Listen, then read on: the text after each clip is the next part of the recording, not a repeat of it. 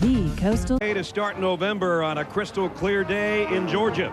Paul Johnson and his Ramblin' Wreck making their way through the crowd and the carnival atmosphere as they head into Grant Field and Bobby Bowden Stadium for a matchup with the Seminoles of Florida State. On a gorgeous day in the capital of Georgia. From Atlanta, ESPN's presentation of college football presented by Best Buy, and our matchup, the Seminoles of Florida State on the road against the Yellow Jackets of Georgia Tech in a key game in the ACC. And this is a series that Florida State has owned against the Yellow Jackets in ACC play.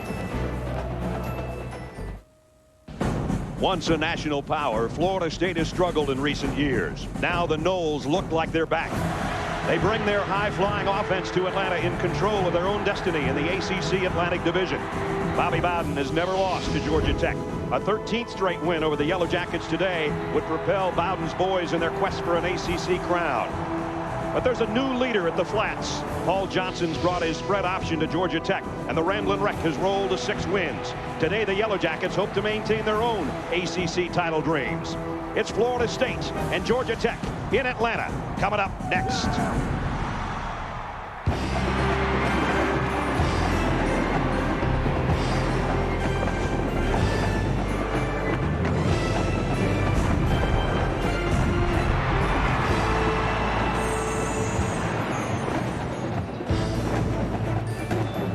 A crystal clear day, not a cloud in sight as you look in from the blimp into Bobby Bowden Stadium and our matchup today in the ACC, Florida State and Georgia Tech. Welcome to Atlanta, everybody. I'm Brad Nussler. You know, I've lived in an ACC city for almost 3 decades. I've never seen the conference standings look like this. On a night when we're supposed to fall back with the clocks, you'd think somebody would try to spring forward in the ACC standings. Florida State right now in control of their own destiny. Maryland's got the day off. They don't play until Thursday against Virginia Tech. Virginia beat Georgia Tech last week.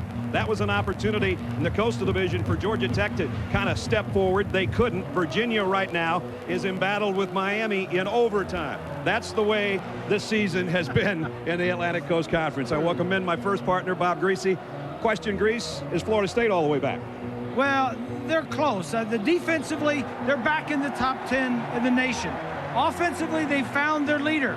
Quarterback Christian Ponder makes his 8th start today. They tell us he's the real deal, and the coaching staff is as good as Bobby's had in a long time. Speaking of coaching staffs, I guess the skeptics have been quieted here at the Flats. Paul Johnson 6-2. If nothing else, they're unique. It's unique, and it's a hybrid offense was what it is. It's a spread, but it's a triple option spread. Only 2 teams out of 119 in Division I use this offense. I saw Paul a little bit earlier down on the field, and I asked him, what's the key to the success of this offense? Well, I think we've got to get the play started. You know, we've got to be able to get the quarterback out of the box on the option plays and you know, not allow penetration by the guys you're trying to block inside. And then on the perimeter, we'd like to get some guys cut to the ground. They've got some guys on the perimeter that can make big plays. This offense has probably made more big plays than Georgia Tech did all of last year in more conventional offense. One thing that keeps them in games, Paul, their defense is pretty good. Yeah, it is. That's in the secondary. They're hurting just a little bit. Yeah. But they have linebackers and defensive linemen. And we asked Bobby about the other day. We said, Coach, what about this Tech defense? He said, I'll tell you, son, he said, they got 2 dadgum pretty good defensive ends on this football team, and that's Johnson and Morgan. They have 21 sacks on the defense. These 2 guys have half of the sacks. And one other thing, they're second in the nation in tackles for loss with 71. That's incredible. And they can intercept the ball. They've got the nation's leader back there. Speaking of leadership, the leaders on the team, Stacy's down there with them, know how big this game is today. Brad, I have been observing these players. I've talked to them all week, even though they lost to Virginia last weekend. I assure you there is no hangover effect. In fact, I talked to quarterback Josh Nesbitt. He told me, head coach Paul Johnson, basic message all week. If you guys think you're a good team, you cannot lose 2 games in a row. He said it's time we have to come out and prove ourselves again. And one thing they have to do, they cannot turn the football over. That's a key this week, Brad. Well, the Ramblin' Wreck's out there, so are the Yellow Jackets. They're set for the Noles when we come back.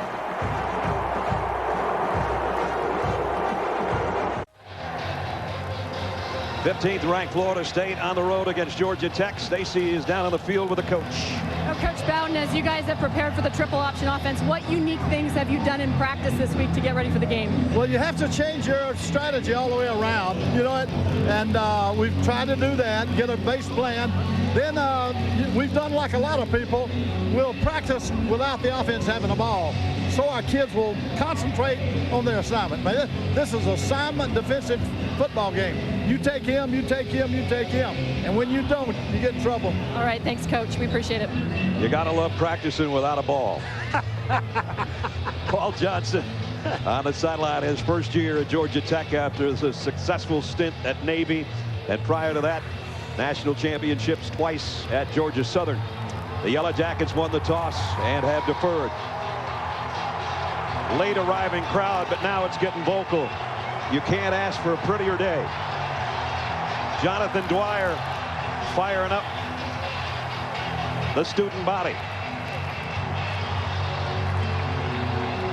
Scott Blair will tee it up. Michael Ray Garvin and Preston Parker will await on the other end. It's a must-win for Georgia Tech. It's a statement win for Florida State that could put them at the head of the class and maybe have them headed toward Tampa. But they've won 12 straight. Georgia Tech hasn't won in this series since way before these two teams were ACC members. Here we go from Atlanta. Preston Parker at the 11. Parker across the 30 and out to about the 32-yard line. Scott Blair, the kicker, made the tackle after a 21-yard return. Christian Ponder on the sideline will bring out the Florida State team and the impact players presented by Best Buy. His favorite receiver, Greg Carr, at 6'6", who can go up and get it. Everett Brown had 3 sacks last week, defensive lineman of the week in the conference. And at the back end, Tony Carter, 9 career interceptions, and he knows what to do when he gets his hands on the ball as both a defenseman or a punt returner. Knowles, the throw on first down. A little bit behind the receiver, but Parker made a tough catch and got 9 out of it.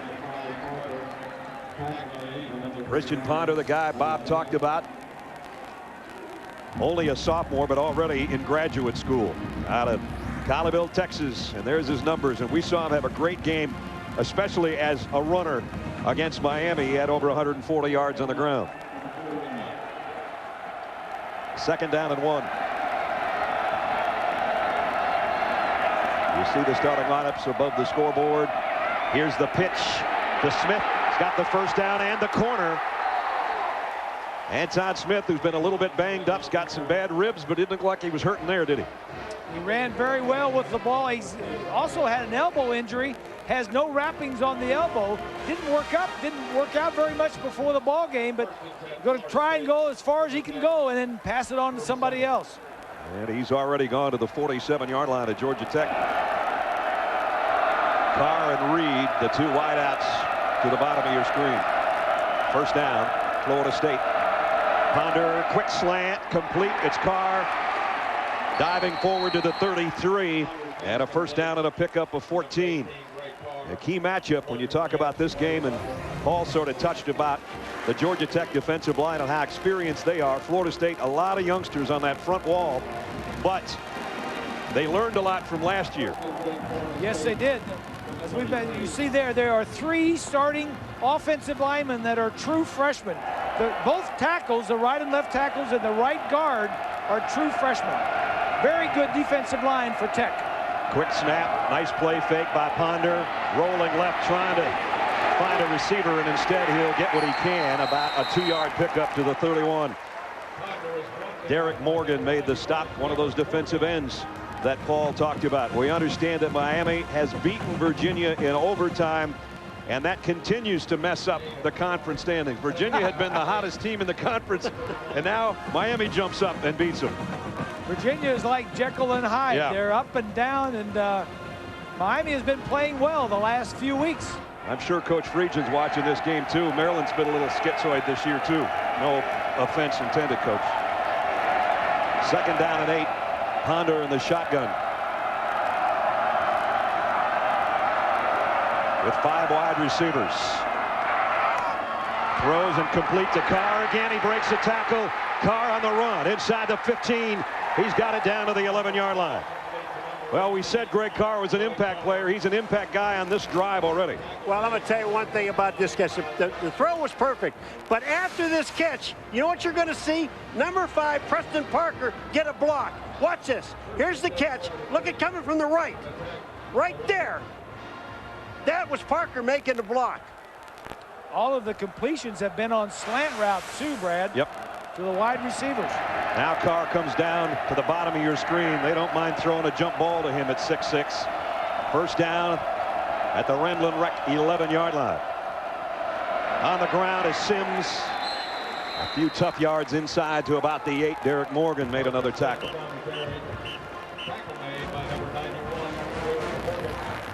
Georgia Tech haven't allowed a touchdown in the last 13 games. They're in danger of blowing that graphic up right here.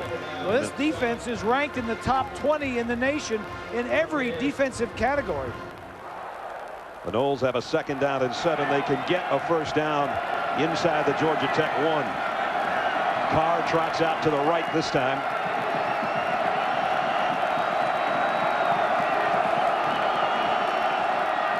Ponder in the shotgun.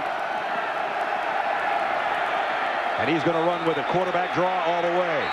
And whistles had blown before he took off. I think maybe Spurlock, the right guard, moved early. The fans are booing because they wanted the play to stand and the tackle to be made. Prior to the snap, delay of game, number 7. That's a 5-yard penalty. It's still 2nd down. Well, he took too much time. Yeah, they just take too much time.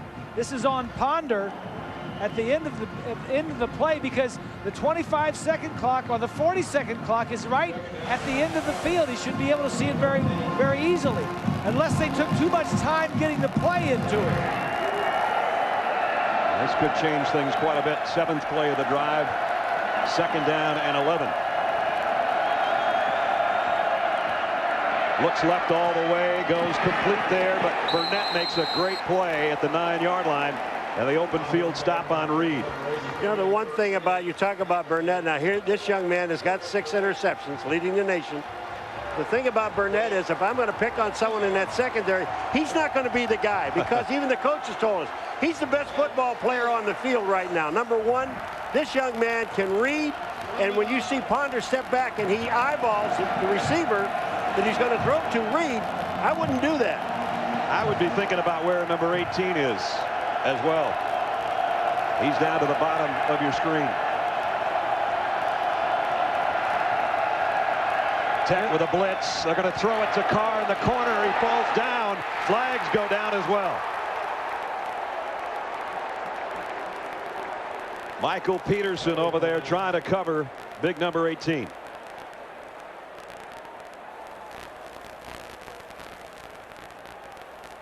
Jack Childress is our referee. Here's the call. Pass interference, number 35 of the defense. Penalty places the ball at the 2-yard line. That's an automatic first down. That's a killer. Well, Peterson is the 6th defensive back. He's playing in there because of the injuries to Ward Daniels and to Reese.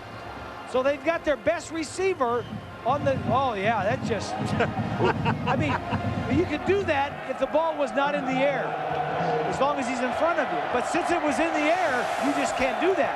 1st and goal now, Florida State. They got the great matchup. They won it. Sims, a tailback, will get the pitch behind his blockers, and he stood up. Nice job by the Georgia Tech defense. Tony Clark, the outside linebacker, on a loss of 1. Yes, I know. I was talking just a moment ago. We're going to be talking about him this whole game as Morgan Burnett, number 1. Now, he's a safety, and he only weighs 198 pounds when I say only. But he's the guy that made the initial hit that didn't allow Sims to get into the end zone. At the 3-yard line, 2nd down and goal. This is the opening drive of the football game, and Florida State's taking it the length of the field, aided by penalty. Nice play fake by Ponder. On the roll, he's going to keep it, and he won't get there. Anthony Barnes, the outside linebacker. with a stop. It's a nice play by Barnes. It looked like Ponder just had a walk into the end zone. And then he pulled it down. Barnes came up and made a tackle to save the touchdown. 10th play of the drive coming up. Still no score, but the clock is down to 8:50. Another huge third down play. The last time Georgia Tech was penalized and gave Florida State another chance. On the option, Ponder trying to find the end zone, and he did. Touchdown.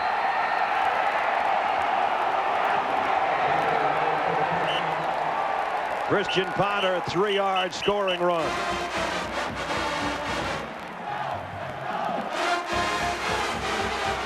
Here you take a look. They run the option on third down. Ponder doesn't see anything outside. There's a hole inside. One of the offensive linemen may have got a block that allowed that gaping hole. Ponder sneaks in.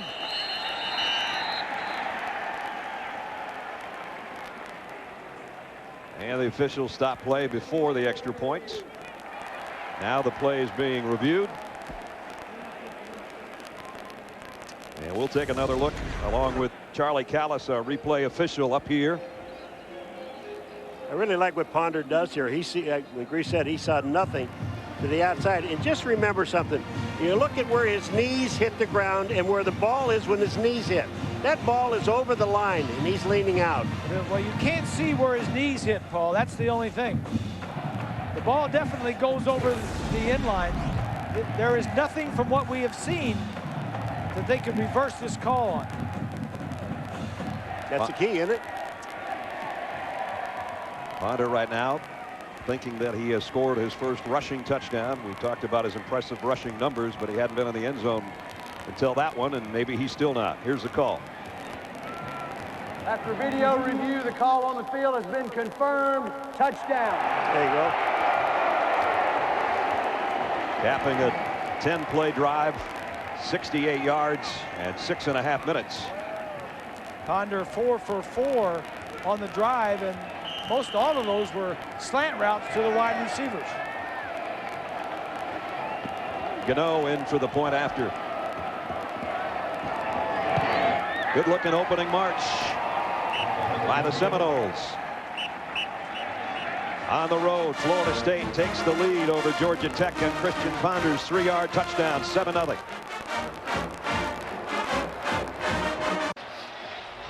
ESPN's presentation of college football on ABC, and it in high definition on a highly beautiful day in Atlanta. How about this one, guys, huh? Is this pretty? Isn't that a great shot of the city? From the Bloomin' Onion, our great shot from the blimp. Florida State went 68 yards on their opening drive. Used a good chunk of the first quarter to score first. 7-0 Noles. James Esco to kick. Marcus Wright and Roddy Jones. That's Roddy Jones back deep. Jones at the 9. Out across the 30. Roddy Jones all the way into Florida State territory at the 46-yard line. Tech has had all kinds of trouble on kick returns this year. That's about the best they've done, 46 yards. But you got to look at the way he just sets up inside behind that wall. Look at Roddy Jones. Watch him sit in behind the wall. Now he follows them up, and then when they break off, he breaks off. Look at the hole. Just perfect running and great reading. Talking with Georgia Tech special teams coach yesterday, and I said, you're going to get a kickoff return for a touchdown. I said, we just want somebody to catch one. That was a pretty good one. That sure was. 46 to the 46. First down, Georgia Tech. Here's Josh Nesbitt wanting to throw on first down, and does, and Dwyer's got it at the 16-yard line.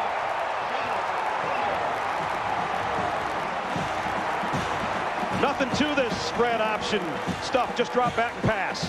Colt McCoy or any of those guys could have thrown this ball any better.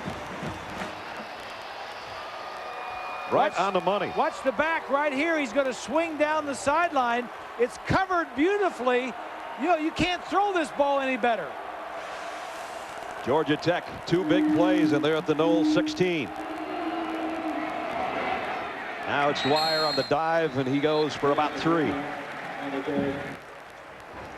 Our city X factor, number 9, Josh Nesbitt. Doesn't put up big numbers throwing, but what this spread option does do is gets the defense so comfortable that they've got guys, 8 and 9 guys in the box. When he drops back, he can make big plays. Well, that's it. You know, 80% of this offense is run, 20% is pass, but that 20%, you're probably going to have single coverage on your receivers. 2nd down at 7. And now the keeper by Nesbitt. And Florida State, as Bobby Bowden told Stacy, it's assignment football. And playing his assignment very well, Derek Nicholson, and a loss on the play of about 1 yard.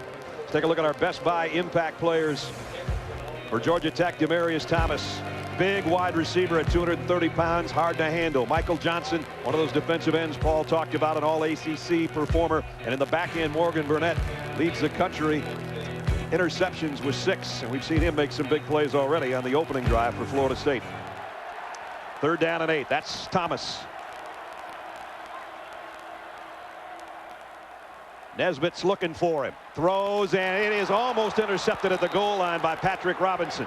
Now Robinson knew what we did. Where's number 8 on a 3rd and long, and he knew where he was. Well, Robinson was in absolutely perfect position, Ness, on this play. When you see Robinson, number 21, you're going to see him. Watch this. He knows this ball's coming here.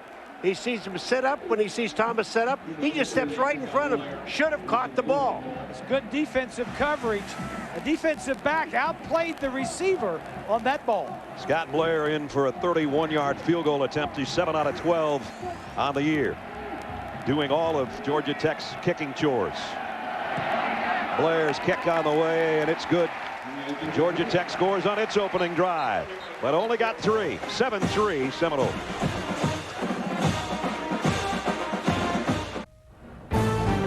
ESPN College Football on ABC. Brought to you by Best Buy. You happier. AT&T. Your world delivered. And Nissan. Passionate about performance and proud sponsor of the Heisman Trophy. That's the Oakland Cemetery, founded in 1850, resting place of Atlanta icons such as Margaret Mitchell, Bobby Jones, Maynard Jackson, and soldiers from the Civil War. Historic Oakland Foundation's raise funds to restore that historic Atlanta trademark. This is a trademark in sorts, one of the oldest stadiums in the country, Bobby Dodd Stadium in Grant Field. As you look in a 7-3 ball game, Florida State in front of Georgia Tech here in the first quarter.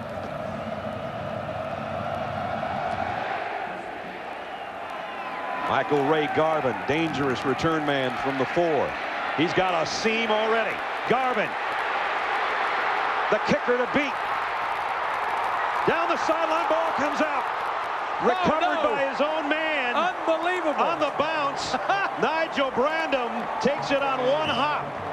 Ness, he was out of bounds before he fumbled the ball. It's all the way back up here.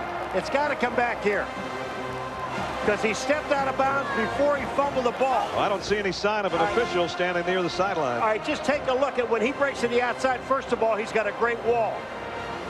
Now he comes down inside the 50 to 40. Watch his right leg right there. He stepped out of bounds on about the 32, his left leg on the 32-yard line. I got him walking, running the other way. But that ball should be out of bounds back here. They've got it spotted down at the 10, but Jack Childress is coming to the sideline to talk to the linesman and the field judge. Yeah, they're going to move this back because our man Paul saw it. Hey, don't ever fool around when I'm watching. They're going to move it back. You know, even a blind squirrel finds a nut once in a while. Yeah, well, this guy isn't blind yet. Take a look at it. There's the step. He hits the, and the official standing right there looking at it. About the 33-yard line. You saw that open a long time before he was there. Yeah, it looked like a big wall there in front. It was huge, gaping hole to run through. And let me add one other thing. The kicker causes this. Hello, the kicker. Scott Blair. He's had to make both tackles on kick return so far. That's not a good sign. How about the way that ball just bounced right up to the Florida Perfect State. hop. Yeah. Garvin came in leading the ACC in kick returns. He won't hurt his average. Here's the call. After video review, it's determined that the player stepped out of bounds at the 33.5-yard line. First down. Well, Paul was only off by half yard, huh? Yeah. It's pretty good. That's where the blind squirrel comes in. That's right. So we've seen 2 great kick returns, one by each team today. Florida State scored on its opening drive, capped a 68-yard march in 10 plays with Christian Ponder, the quarterback, taking it in from 3 yards out. Georgia Tech got a long kick return of their own, led to a field goal. That's where we are. And now, in a series that has been owned by Florida State, the Seminoles set up shop in the Ramblin' Wreck territory at the 33-yard line with their second offensive possession of the day. Anton Smith. He got hit immediately by Cedric Griffin. Well, what's the plan? The plan is already at 7-3, but what's the plan, guys? Well, the plan for Florida State, it's in the pits. You got to win the offensive and defensive battles in the pits. And for Georgia Tech, run, and run some more. And then run, Forrest, run. But then every now and then take a shot down the field because you're going to get some great opportunities. And that's what they did on their opening drive on the pass out of the backfield to Dwyer. 3 wideouts for Florida State. They look confused with their alignment. They're going to take a timeout with 5:40 remaining first quarter. Florida State in front, 7-3. Florida State following its timeout as second down and about 7 to go at the Georgia Tech 31-yard line. Georgia Tech has only blitzed once so far today. They look like they were thinking about it there. Great jump off the ball by Johnson, and the ball is dropped by Preston Parker. Man, did you see how quick Michael Johnson got off the ball? And I tell you, he's reading something. He's either hearing the cadence or he's reading the offensive tackle, and as soon as that tackle makes a move, he's gone. Man, he almost beat the snap on that thing. There's one of the few defensive ends you'll ever see that you think, I mean, he looks like a basketball player. I think he's got about a 30-inch waist. The guy is so thin, but he is strong. There's Johnson right here in the center. 3rd down and 7. Ponder, the quick throw on Carr. The slant again, and Georgia Tech just can't handle it. Cooper Taylor, the true freshman, made the tackle. Bobby Bowden talked with us about Christian Ponder and how he's really improving every week. He is nowhere close to maxed out. You know what? I expect him to get better every week. Now, statistics might not show. I'm not interested in statistics. We're interested in winning ball games. You know what? It's how many times can he get you in the end zone? And he's been getting us in there more than the other team has. I love Bobby. 5 out of 6 times he's got it in the right hand so far in the first quarter. Smith. Well, that's a tough run by Smith. Almost to the 10-yard line.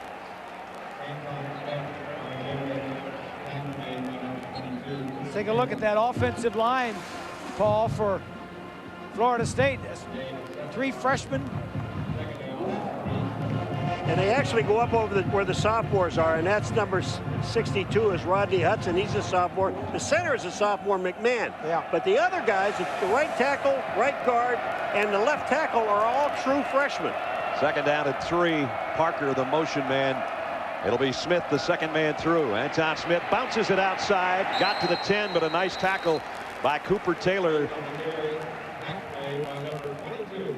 And Anton lost one of his wheels. Sunday night, 8/7 Central. He's a boxing coach who's saved countless kids from the streets. And now Sugar Ray Leonard and George Foreman and Oscar De La Hoya joined the Extreme team to give him one knockout of a makeover. All new Extreme Makeover Home Edition Sunday at 8/7 Central on ABC. Brad Nessler, Bob Greasy, Paul McGuire, Stacey Dales as you look in at Bobby Dodd Stadium, where Florida State leads 7-3, trying to add to it. Big 3rd down here. 3rd down and a couple at the Georgia Tech 10-yard line. Oh, look at this out here. Single coverage. The toss to Sims. And Sims is racked up for a loss. Loss of 1. Derek Morgan and Kyle Jackson saying, Morgan's the baby of that defensive line, and he's a good one. There's the front 4 of Georgia Tech. Now you see Derek Morgan at 6.5 sacks. That's just this year so far. I mean, these guys are really together. This front four, they have to really win this football game, I think. Gano has hit 13 in a row. He'll try a 29-yarder here.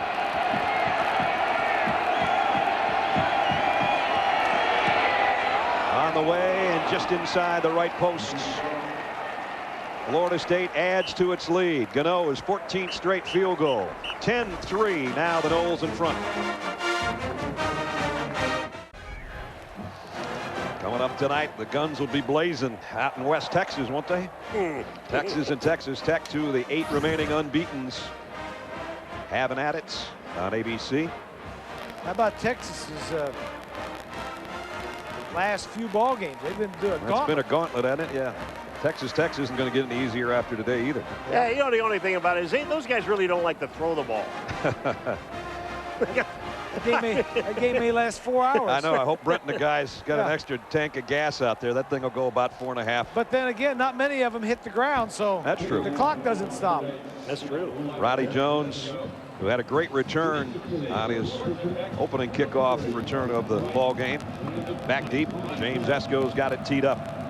Florida State was a 22-yard drive is all they had to go because of their big kick return, and got the Gano field goal. 10-3. High kick that Jones looks in the sun at the 9. Jones, another good return across the 35 to the 37, and there might have been, was there a flag in there at the end? Thought I saw something fly on the sideline, apparently not.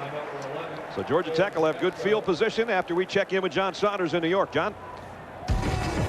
Brad, Sports Center right now powered by Vizio. 26 seconds left. Minnesota and Northwestern. Adam Weber back to pass. Brendan Smith steps in front of it, and then look at the convoy. 48 yards to the end zone for the touchdown. We already had 3 top 25 teams have lost this week, including Minnesota. So the Golden Gophers, only their 2nd loss of the year. They've been a surprise team on the positive side. Here's the pitch. Roddy Jones to the 41. Oh, man. I'm going to tell you what, you want to talk about taking a fake up the middle. Florida State, their whole inside of their defense went for the dive man. Watch this, folks. When they come out to the outside, Roddy Jones is all by himself. Here it comes. Look at the people in the middle. Thank you, Robert. And then here's the toss. Bing to the outside. There's nobody there. It's a triple option. You stop the fullback first, then the quarterback, and then the pitch. At the 42-yard line of Florida State. First down, Georgia Tech. Now it's Nesbitt keeping. And Josh gets inside the 40 down to about the 38-yard line, picked up close to 5.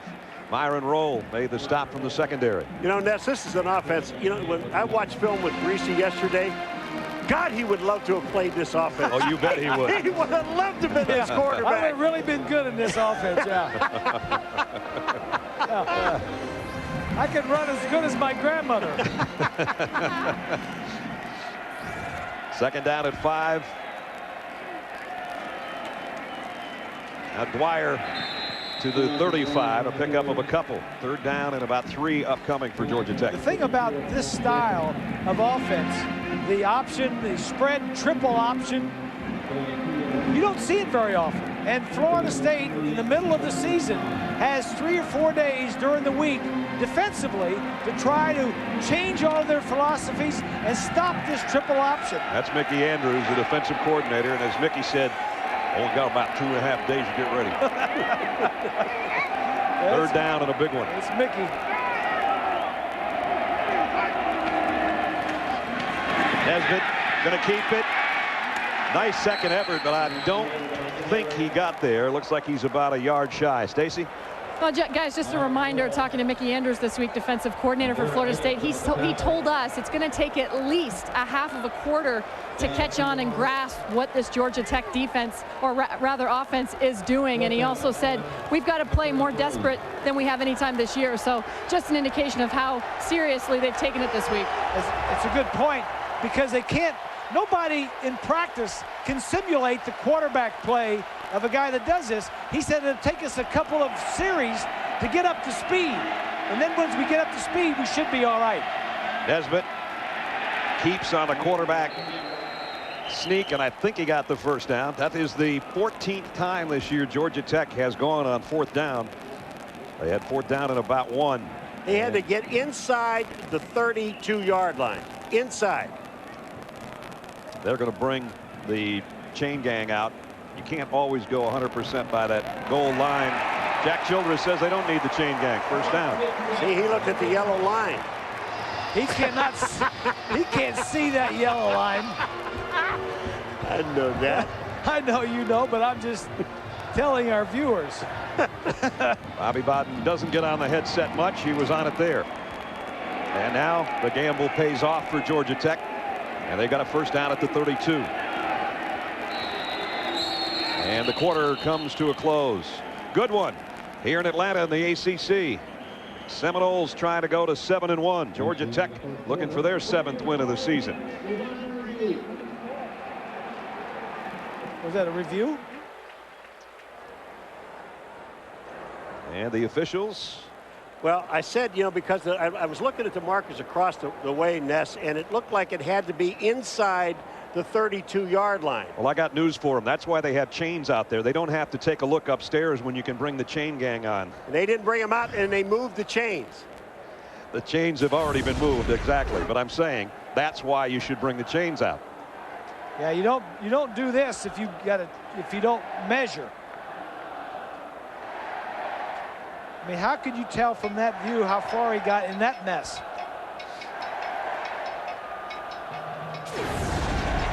I mean, what do you do now? Do you go back and do you look at it on film and see where the chains were? Now put the chains back to where they were and then come back out and measure it?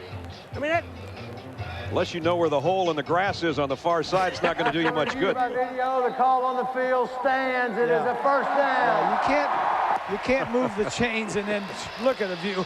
Nothing ceases to amaze me sometimes. The end of 1. I don't think we have to review the score, do we? It's 10-3.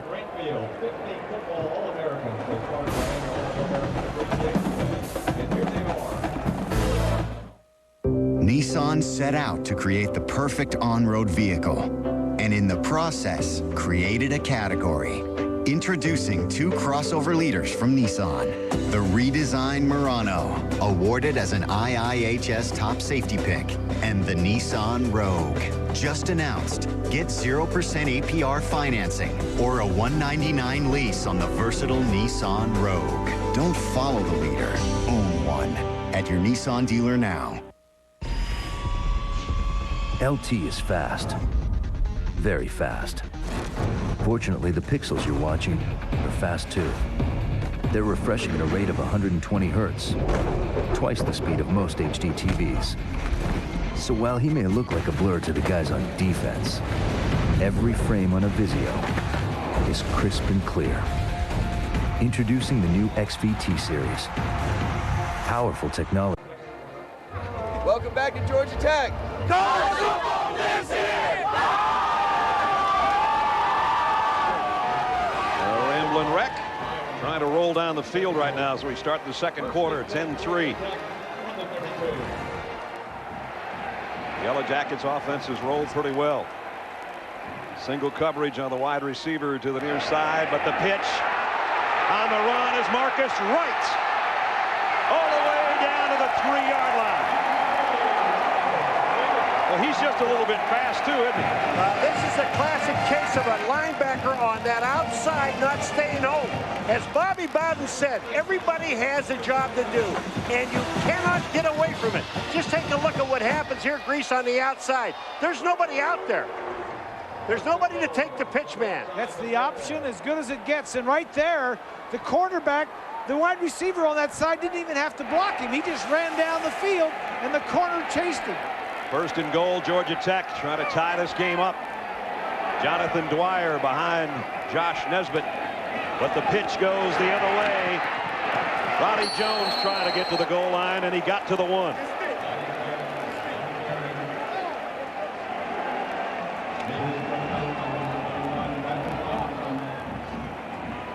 Guys, we got a 2nd down and goal. Georgia Tech at the 1-yard line. Everybody getting involved in this offense right now. I'm impressed about Georgia Tech's defense stopping Florida State from scoring after they had that long kickoff return. And the nice thing that Georgia Tech's doing, you got Dwyer in there, and everybody knows they have Dwyer, but they're using everybody else except Dwyer. Dwyer stays behind Nesbitt on 2nd down and goal at the 1-yard line of Florida State. Now the pitch is to Cox, and he's in. Touchdown. Lucas Cox for the score.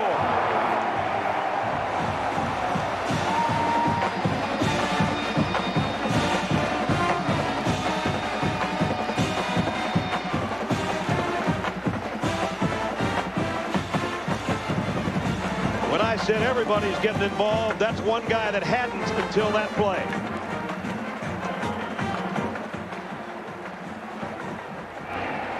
Scott Blair in for the point after.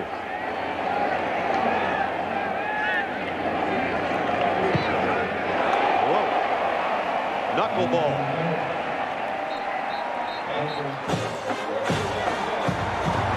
A 62-yard drive in just 8 plays. You think Georgia Tech's offense can't come up with big plays? They had 4 big ones to get them to the 1, and Lucas Cox did the rest. Scott Blair has got it teed up. Georgia Tech has tied it up at 10. Preston Parker and Patrick Robinson. Michael Ray Garvin got his bell rung, Stacy told us during the break, and that puts a different guy back as a kick returner. This is Parker from the 7. Trying to cross field. Georgia Tech will bring him down right about at the 20-yard line. Morgan Burnett on the special teams made the stop. Let's check in with Matt Weiner in New York. Matt, what do you got? Thanks, hi everyone. I'll keep you updated on what's happening throughout the nation, starting with this Taco Bell update. Florida and Georgia in what amounts to a BCS championship elimination game. The Gators break the seal. Percy Harvin, 13 yards on the option, his 10th touchdown of the year. Georgia is inside the Florida 30 as we speak. Alabama, number 2 in the BCS, out of conference today. They've scored offensively and defensively. Take a 14-0 lead on Arkansas State. How does Alabama get an Arkansas State game in week 9? Here's Christian Ponder. Bootlegs and completes it to Parker out to about the 25-yard line. That brings us to this week and our trivia question. That's a slow duck today. Who's won the most individual national awards of any player in the history of college football? Think that one over. I'll give you the answer a little bit later on. That's incredible. That is this is going to be incredible, this answer. I love this. Ponder is out of the ball game. The backup quarterback Richardson is in. Devontre Richardson, they've got a package for him most games. Sometimes they use it, sometimes they don't. He's a great runner. And here he goes. Just a straight run off the left side, and he got about 3. Michael Peterson submarined in there to make the stop.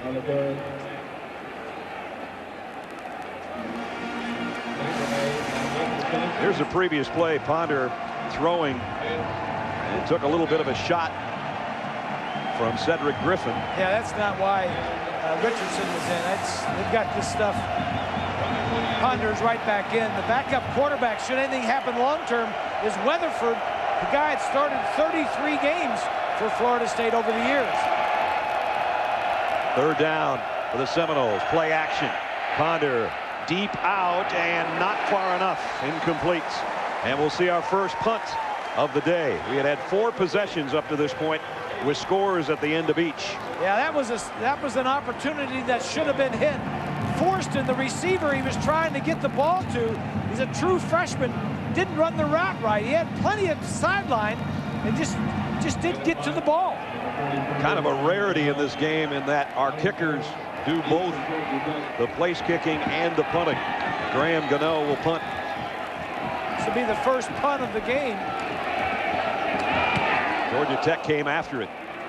Fair catch taken at about the 38-yard line by Roddy Jones. 12:02 remaining first half. Good game going on here in Atlanta.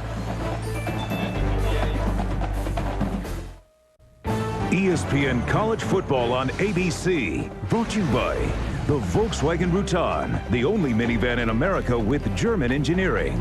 Aflac, ask about it at work. And Dr. Pepper, drink it slow. Doctor's orders. As you look in on Atlanta, beautiful day to start November. Georgia Tech tied with Florida State at 10-10 here in the second quarter. And they start for the second straight time from their own 38-yard line. Look at those first down plays for the Ramblin' Wreck. That's incredible. The spread offense here. Last time they took a 62-yard march to a touchdown. They'll try it from the same spot. Their own 38s. Looked like Florida State was offside unless Georgia Tech moved early. Flags finally do fly in. Kendrick Stewart looked like the guy that kind of hopped in the neutral zone, but we'll wait and see on the call. I'll tell you got a center sitting there. Offside by contact. Nose tackle on the defense. 5-yard penalty. It's still first down. Yes, that boss is sitting at center 77, and you got 2 tackles, one on either shoulder. He knows he's going to get hammered. But they left a little bit too soon. Was Stewart's, so Georgia Tech gets a free 5 there. Here they come again. They're both on the center. It's about as close as you can get without being twins. Nesbitt, late pitch to the corner. Roddy Jones. Jones to the 40. Another 17-yard play. And they better get that pitch, man, or it's going to be a long day. Yep. I'll tell you what they are doing, though, which is really great for Florida State, except he's not getting the ball. They're stopping Dwyer. He's never getting the ball. They fake the ball to Dwyer, and then when you come back out to the outside, Roddy Jones is wide open. Where is the outside linebacker? Well, it was the safety that got caught up inside. He was trying to get the quarterback. That's not his man. He's got to take the pitch. They've not thrown one to Demaryius Thomas yet today. There it is. Josh Nesbitt wanted to and came back to his safety valve and completes it. Roddy Jones at the 36-yard line. Paul Johnson, the head coach, is the offensive coordinator and play caller, and he's doing a nice job. Crosses the 50-yard line, gets a big play, immediately goes to a pass, which wasn't open deep down the field, so his quarterback scrambled and hit an outlet receiver for a gain of about 5 yards. There's Thomas out wide to the right side on second down and 6. This is a spread, but it's a triple option run spread. There's Dwyer straight up the middle. He's gone. Touchdown.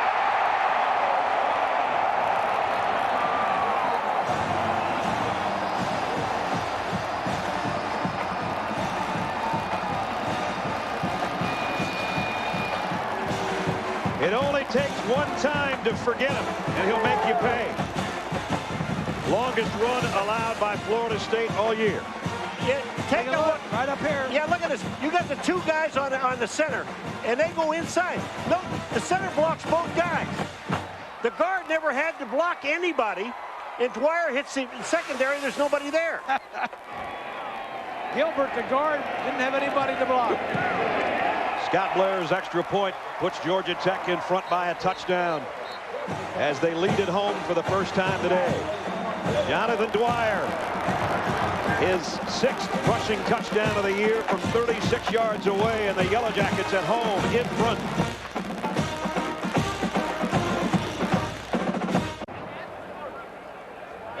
Jonathan Dwyer, the sophomore out of Marietta, his 6th rushing touchdown of the year. 17-10 Georgia Tech in front. Back-to-back 62-yard scoring marches by the Yellow Jackets. Kick to Preston Parker at the 10.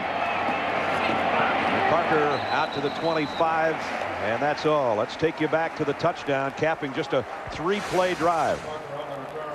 Look at the 2 guys right over the nose. And watch, there's going to be a gaping hole right up the center. The linebacker gets blocked right here. This guy comes the wrong way, and there is nobody up the middle. No, the umpire was close. Yeah. Wow.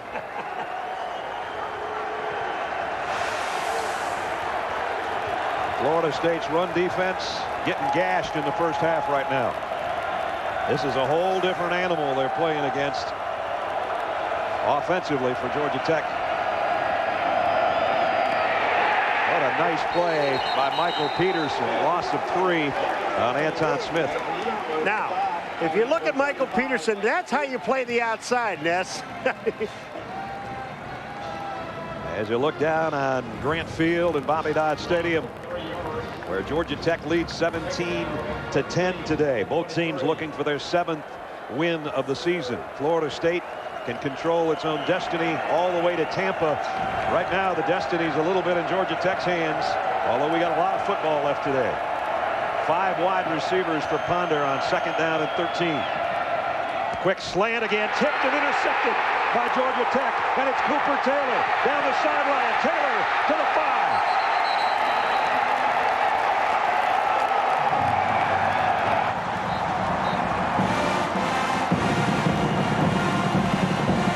Georgia Tech's 15th interception of the season. And Cooper Taylor, whose daddy Jim Bob was a former quarterback here, he looked like a running back when he got his hands on it all the way to the 5-yard line. Also a true freshman. It was another slant route. This time, Peterson's going to get his hand inside, pops it up, and as you mentioned, the backup free safety, Taylor picks it off. They're 3rd in the nation in interceptions right now. 1st and goal, Georgia Tech at the Florida State 4. And whistle stop play as Dwyer takes it to the end zone. But there's flags down.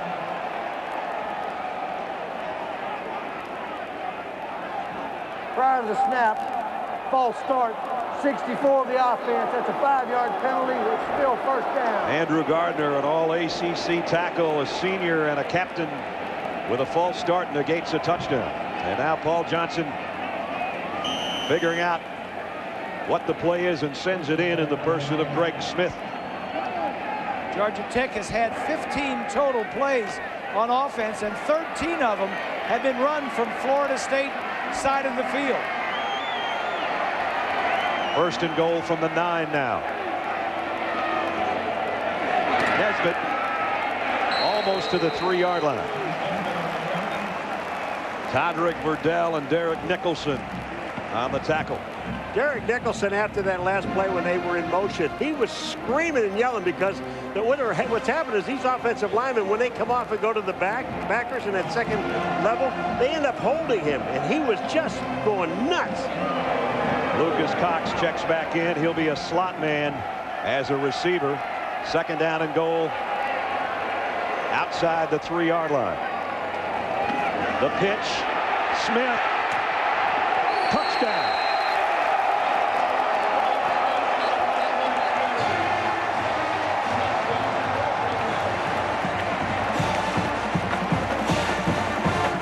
Everybody getting in the act. Greg Smith from 3 yards out.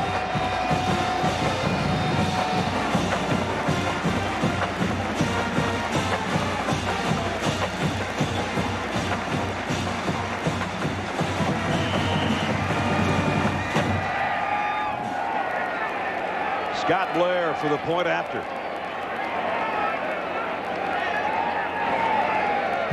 It's a 2-touchdown Georgia Tech lead on the number 15 team in the country. Greg Smith going to do a push-up or 2 after taking it on the pitch from Nesbitt, heading to the corner, and just got in. 24-10, Georgia Tech.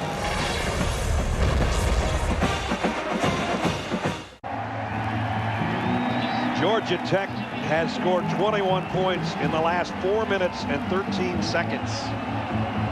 Wow. With this boring, unexploding defense, or offense you're talking about? That's a misconception everybody has about this offense. They have had a ton of big plays, and we've still got 9.5 minutes to go in the 1st half. Scott Blair's been a busy kicker.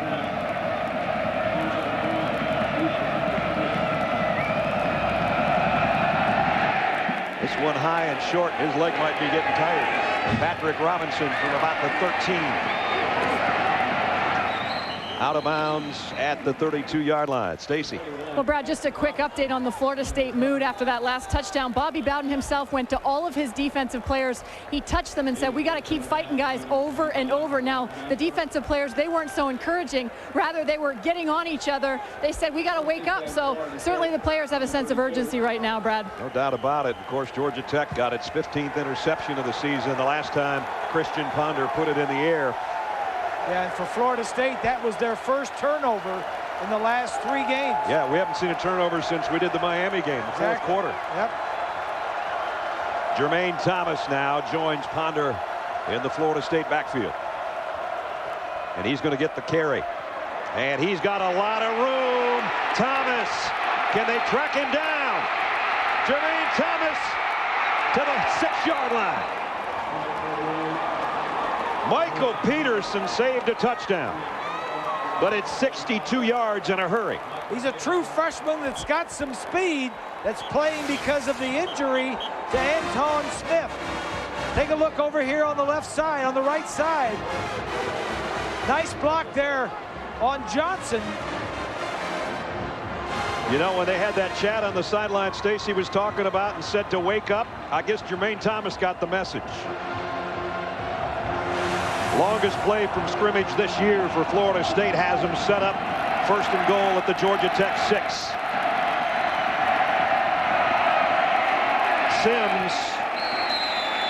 Sims just inside the 5.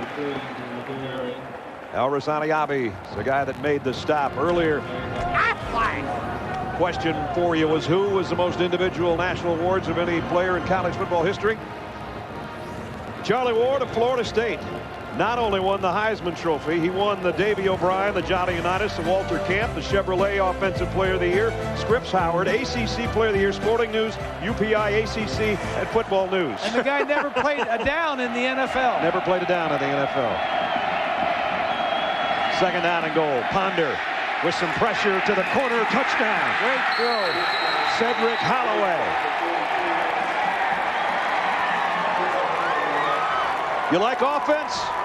Hang around with us for a while. I'll tell you what, you like offense. That was a perfect throw. Ponder put this place. The only guy that can catch it is Holloway, and he throws it right to the outside. There's a play action here. Watch Ponder. He's going to sit back, and he sees his fullback coming out. Watch where the throw is, folks. To the outside. No chance for the defensive man to get it. Touchdown. Perfect throw. Christian Ponder with his 10th touchdown pass of the year. Gano's extra point is good. It isn't taking either one of these teams very long to put it in the end zone, is it? That's for sure. 24-17, and we've had 28 points scored in about the last 6 minutes of play. Another look, heading to break. Christian Ponder looking to the corner. Perfect toss, 24-17.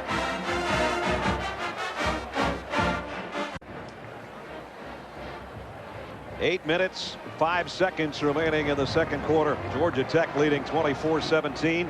Jimmy Johnson continues his march toward a 3rd straight Sprint Cup title. Chase for the NASCAR Sprint Cup continues at Dixie's 500 in Texas tomorrow on ABC. Coverage starts with NASCAR Countdown at 3 o'clock Eastern Time.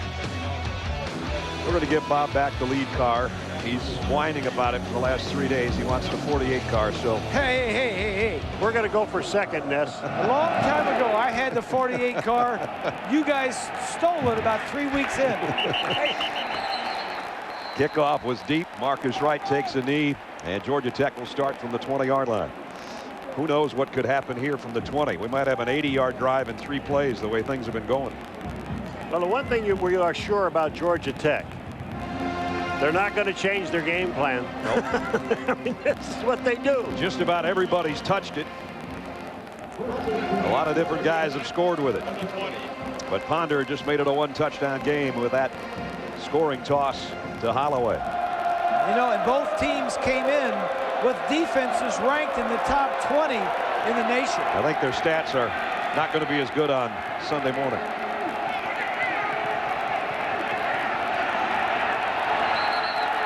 And Georgia Tech might have taken too much time. No, they called timeout.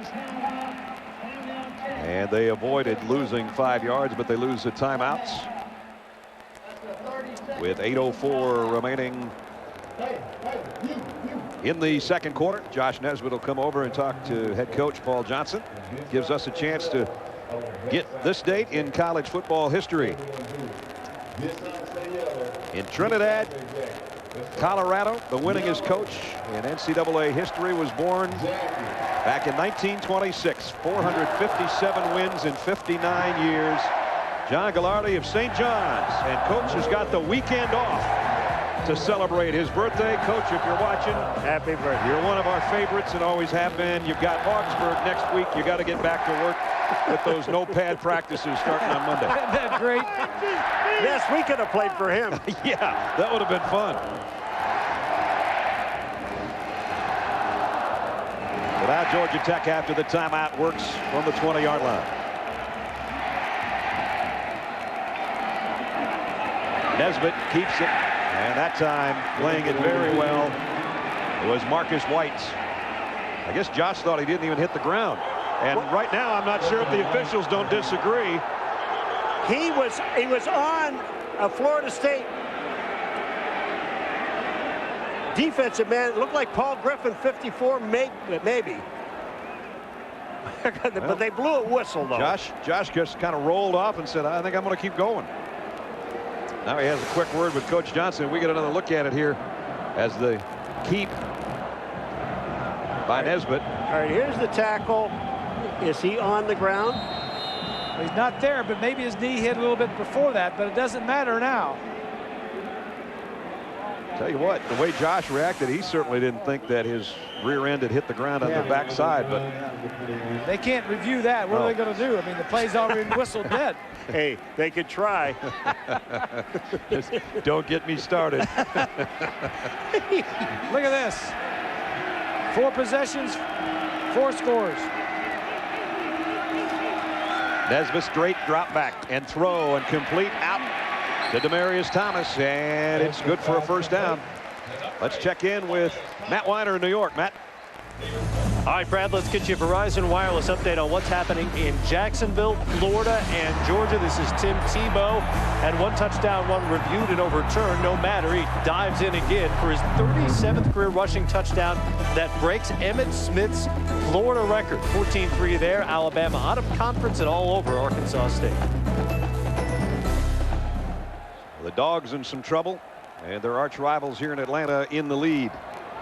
Nesbitt, maybe 2 yards. Derek Nicholson, the middle linebacker, made the stop. Want to send a shout out to the Clark County school system for calling off classes yesterday. They couldn't find enough substitute teachers for all the teachers that called in sick so they could go to the Florida-Georgia game. You gotta love that. They're all Bulldog fans, huh? I guess so. A lot of school teachers, dog fans.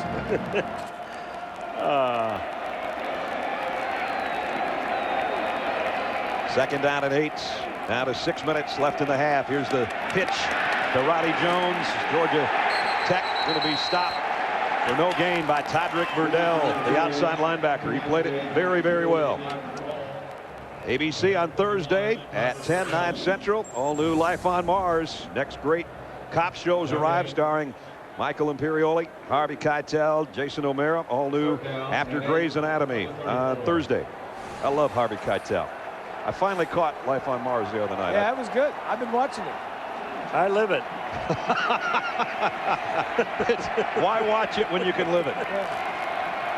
Third down and 8. Straight drop. Nesbitt the throw completes. Is it enough for the first down? I think so. Demarius Thomas, same pass play as earlier to pick up a first down. He's got another one. Do you see how much room they give him, Grease? And it's man-to-man. Well, this is why they give him so much, is because they've been running it the whole time. Look at this. They're playing on. This is the way Florida State has to play. Their corners have to play them one-on-one because the safeties have to be involved in stopping the run. And I'm telling you, if they keep running that comeback route, sometime there's going to be a stop and go, and Nesbitt's going to go long. That's the way you have to play this offense. Dwyer across the 45 to the 46. It's almost like having 7 or 8 or 9 guys in the box. The corners are on their own. You've got to cover those outside receivers, and we want to get 8 or 9 guys in the box to stop this triple option run. Second down. Ricky Andrews looking on. Second down and 8. Lucas Cox now playing in the backfield behind Josh Nesbitt. And Luke gets the call straight ahead to about the 49. Talk about tech talk. And we always talk about 8 and 9 in the box, Bob. Yeah, well, it's an offensive term for the defense. Here are the defensive guys in the dark jerseys. There's 7 guys in there right now. We can run against that. But when they bring that 8th guy up there in the box, you can't run against that. You have to throw to the outside. And even 9 guys. Florida State needs to get the other safety up there. But in the box is an offensive term for the defensive front. We thank our friends at EA Sports. They're not only in the box, they're in the game. That's what just showed you what Bob was talking about and what so many people do talk about. 8th play of the drive. On a 3rd down, it's going to be about a yard shy for Lucas Cox. 3:22 and the clock winding down, and Georgia Tech's probably going to go for it. They went for it earlier in the ball game. They're in no man's land as far as trying a field goal. Halftime report. The guys will have all the scores and highlights for you in about 3 minutes. Remember, Tech went on 4th down earlier. Josh Nesbitt on a quarterback keeper got the yard he needed. Dwyer behind Nesbitt.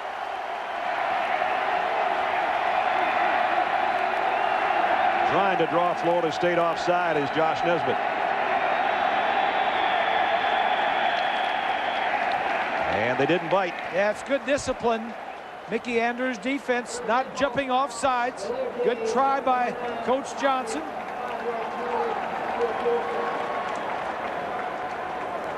Now Georgia Tech will send out the punting unit. It's all right. We tried. Didn't work that time. Not everything's going to work. Yeah, we scored on our first 4 possessions. That's we can't pretty good. score every time. And there's nothing wrong with punting the ball. There you go. And this is Scott Blair's first punt. Tony Carter is a dangerous guy on the other end. High snap. Blair got it out of there under a heavy rush, and Carter with a fair catch has to dive for it at about the 16-yard line. We look at our Pacific Life game summary in the ball game today, and if you haven't joined us until this point, you've missed a lot of offense and a big play by the Georgia Tech defense. Their 15th interception of the season. That's Cooper Taylor, the freshman, who took it down to the 5-yard line. Jermaine Thomas came right back with a 62-yarder that set up Ponder's touchdown pass. That's what's happened just in the last couple of minutes. 24-17, Georgia Tech in front. Thomas back in there at the tailback spot behind Ponder, who's in the gun. Almost exact time of possession. And a 1 touchdown difference. And here's Thomas again. Same play. Oh boy, he almost broke it. That's the same play that he broke a little earlier. Derek Morgan saved the day that time from his defensive end spot. If he wouldn't have tripped him up, he might have been gone again. Jimbo Fisher, the offensive coordinator slash head coach in waiting over there on the sideline, making those calls. Ponder going to throw this one away.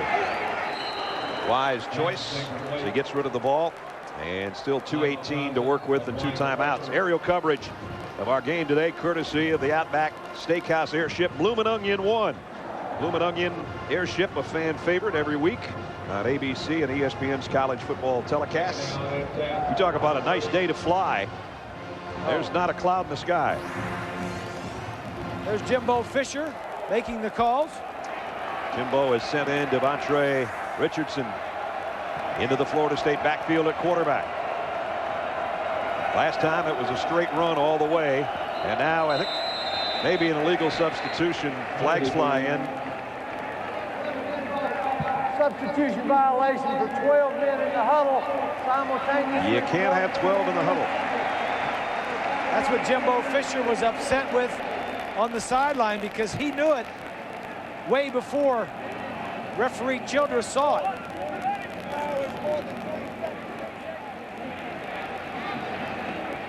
And Richardson's going to stay in the game. And he's still hot on the sideline. When in doubt, scream at another assistant coach. Or the freshman running back. One of the two. Second down, 15. Here's Richardson running left all the way. He's got a seam. Richardson on the run. Cooper Taylor saved a touchdown. That's why he's in there. Just to do that kind of thing. 39 yards in a hurry. Well, you know, the thing you don't understand, Richardson in there, and they know he's going to run with the football. And here's a defense that really does a great job against the run because they face it every day in practice. But look at everybody gets blocked. Florida State has a man-on-man, and then Richardson just breaks it. What a great run. All the way to the 36-yard line of Georgia Tech. Under 2 minutes in the first half. Florida State trying to tie the game up. Devontae stays in there. Blitz coming. He's going to throw. Maybe not. Not. Cedric Griffin, and the front wall collapsed on it. That's the problem. A drop back pass. You got to have that young offensive line with all those true freshmen we talk about against that very good defensive line. You've got to hold up to allow him to get rid of it. Now it's 2nd and 15 for Christian Ponder, who comes back in at quarterback. Back at the 41-yard line. Ponder, the slant has been working all day, and it works again. Short of the first down, but another toss to Carr. And Florida State wants a timeout. Pick up a 14. And while Christian Ponder gets a timeout, we've got time to go to Matt Weiner in New York. Matt. All right, Brad, our nominee for the AT&T ESPN All-America Player of the Week is Northwestern quarterback Mike Kafka, filling in for the injured C.J. Bechet. Kafka racked up 359 total yards and a couple of touchdowns in Northwestern's dramatic road win against Minnesota. Text the word VOTE to 51234 on your AT&T wireless phone to cast your vote. Crazy games in the Big Ten today as well. Purdue and Northwestern, Michigan State all came from behind to win. Bobby says, you know, if I don't wear a headset, I'm only a phone call away. I'm only as far away as I am from a headset. He's listening to what Jimbo Fisher and the quarterbacks are talking about. I talked to him before the ball game, and I said, Bobby, I said, it's kind of nice now. You're letting all your coaches coach. And I says, you don't have to do a lot of work. He says, yeah, it's just kind of nice. He says, but I know what's going on. Well, he's in his 33rd year on that sideline. 379 career wins, just behind Joe Pa. Ponder on 3rd and short, play action. Going to throw it off his back foot to the end zone, and it's almost intercepted by Morgan Burnett. And Morgan knows he should have had his 7th of the year right there, but at least he broke the play up. Well, the guy who really caused us confusion was Derek Morgan, number 91, the guy that we talked about at the beginning of the show with 6.5 sacks. This guy gets off a block. He's on the left-hand side. Watch him. He gets off a block, and that right here, away from the block, he gets in Ponder's face.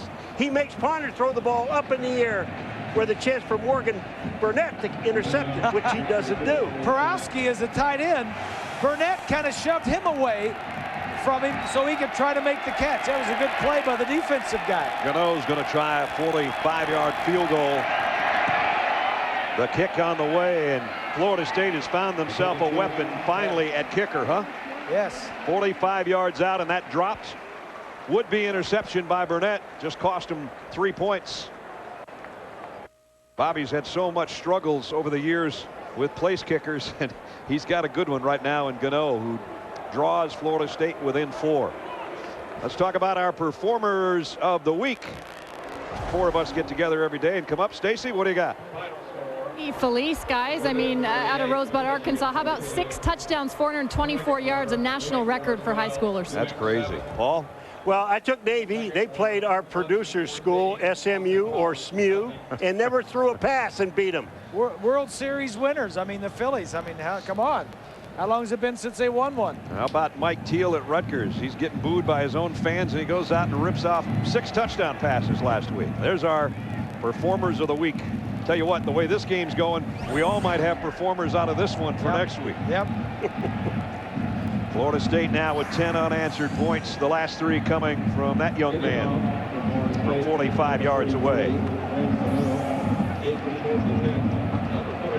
Just 45 seconds remaining in the half. Georgia Tech has 2 timeouts remaining. Halloween's not over yet. It's a weekend thing. Here's the kick. Marcus Wright at about the 2-yard line. Whoa. Marcus ran into a wall at the 21. Well, this one has been anything but a defensive struggle at Bobby Dodd Stadium in Grant Field in Atlanta. Both teams up and down the field. Really only one mistake, a tipped pass attempted by Christian Ponder that turned into a Georgia Tech interception and set Georgia Tech up for a short touchdown is the difference. Florida State, their highest ranking since '06. They have not won the ACC crown since '05. They're hoping to do that this year. They got a battle on their hands, though, here in Atlanta. Josh Nesbitt, quarterback draw. Trying to break tackles and almost got away from Todrick Verdell. And the clock works its way down to 30 seconds remaining in the half. And Georgia Tech trying to hurry up, trying to get their receivers back behind the line of scrimmage. Second down and a long 4. Nesbitt's going to keep it again, just trying to find a little bit of a hole. Another quarterback draw. Yep. That's going to be it for the half. Yeah. Boy, what a half it was, though. A lot of fun. We told you it'd be a fun one. I don't think we knew it was going to be this good.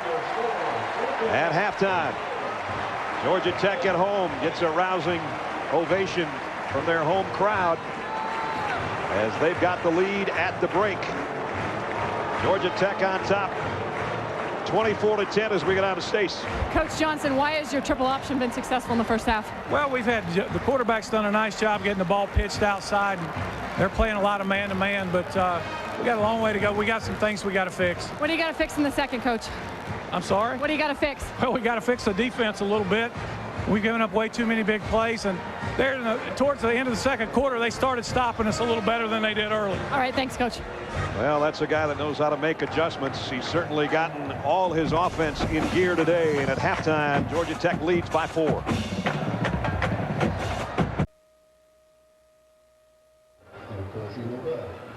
Just about set to start the third quarter. Georgia Tech trying to surprise Florida State at home, 24-20. Welcome back, everybody. Brad Nessler, Bob Greasy, Paul McGuire. We're here from Stacy in a second. Great first half. You like offense? I love it. Yeah, but so many times when this happens, it turns around. It's a defensive struggle in the second half. We'll have to see. Everybody's involved right now for Georgia Tech. Yeah, it's just amazing. Almost everybody in that offense has touched the football, and I don't think it's going to change. Well, we'll find out from Stacy right now. We're going down to her and Coach Bowden about how they're going to deal with it in the second half. Coach Bowden, how do you feel the triple option hurt you guys the most in the first half? It's tough. You know, you simply have to take care of your responsibility. And when you don't, it runs up and down that field. Now, if we don't do a better job of this guy take him, him take him, take him, we'll be in trouble this half, too. All right, thanks. We've been behind the half every game, so we're used to this. Thanks, Coach. Bobby wasn't quite done. Yeah, I want to tell you something else, Stacey. Yeah, we've been behind every half, so we'll see if they can come from behind on the road and win. We're 2 quarters away from one of these teams being that much closer to Tampa and one being a little bit farther away. Remember, Virginia lost to Miami earlier today, so Georgia Tech can move into a tie for first in the Coastal Division. Florida State's trying to hold on to a share of first in the Atlantic Division with Maryland idle until Thursday. That's how important the third and fourth quarters of this game are going to be. Graham Gano is set to kick off for Florida State. Georgia Tech will get the football first to start the half. Roddy Jones has had a couple of really nice kick returns for Georgia Tech today. He's back deep with Marcus Wright. Nice kick. It's going to be Wright way deep in the end zone. He'll take a quick knee. And that means Josh Nesbitt and the Georgia Tech offense will work from its own 20-yard line. Our Pacific Life game summary statistically in the first half in a 24-20 game, you might expect we're going to see some pretty big numbers, and we had them. Both teams 200 yards or more. And look at the yards per play, 7.4 a pop for each team. That's incredible. Only one turnover. That was the interception. Georgia Tech took over on the 4-yard line and just pushed it in for a touchdown. So here we go. First snap of the third quarter. Jonathan Dwyer has a touchdown today. He's behind Josh Nesbitt.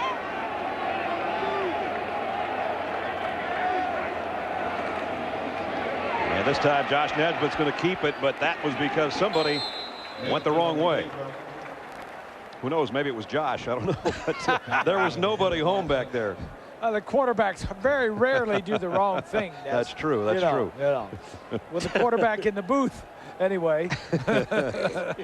Josh says, let's just calm down. It's just second down. No problem.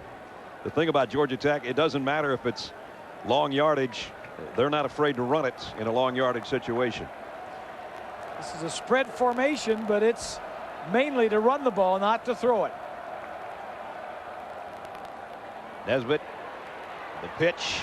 Dwyer got the corner, got the first down, and out of bounds at the 34-yard line. Boy, that was really close to being a forward lateral, wasn't it? It would have been all right.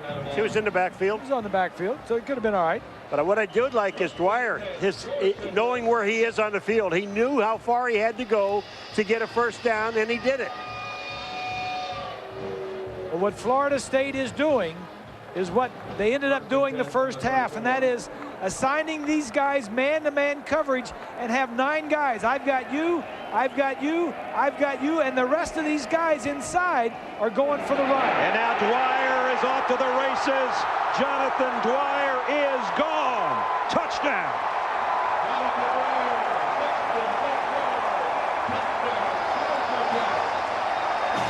Oh, baby. 66 yards and another Georgia Tech touchdown. You could have put another circle in there, would have been Dwyer. Look at the middle of this thing open up. Everybody got a block. You take care of the linebackers, and all the other people are spread out. There are no defensive backs back there to stop him. You might say that's probably Jonathan Dwyer's longest run of the year. That would be incorrect. He had an 88-yarder earlier this season. That one from 66. And ask Scott Blair with a point after. And Georgia Tech early in the third quarter has struck again. He took one from 36. He's taken one from 66. Georgia Tech 31, Florida State 20.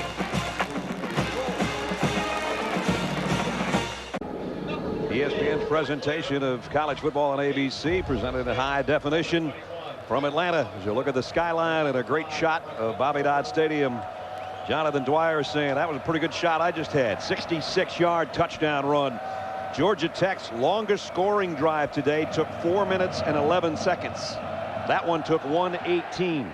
Dwyer did it for the touchdown. Patrick Robinson on the kick return from the 9, and Robinson streaking down the sideline out to about the 36-yard line. And we take you back to Jonathan Dwyer's second touchdown run of the day, Grease. All right, watch the middle linebacker and the free safety. They are both going to come this way. The linebacker is going to get blocked. The free safety just runs himself out of the play. And right there, the free safety is running toward the pitch.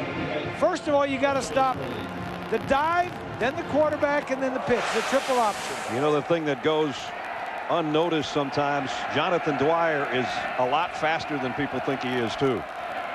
Here's Ponder rolling to throw and almost intercepted by Burnett.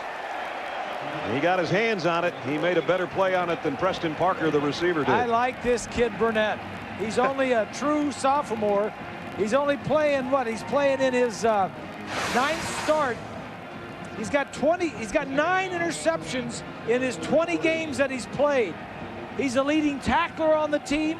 He is the strong safety, and he's what, tied for first in the nation? Yeah, and he can play any of the 4 positions in the defensive secondary. I was going to say, Dave Womack, the defensive coordinator, says he's probably our best cornerback too, even though he's playing safety. Second down and 10. Anton Smith. Smith got a crease Burnett made the tackle, but Smith, I think, got the first down. If you're wondering why you're not seeing much of Smith, he's got some ribs coming into the ball game, and they just kind of putting him in there and getting him in and out, using him where they can, and trying to get him through the ball game and not hurt his ribs anymore. And it is a first down.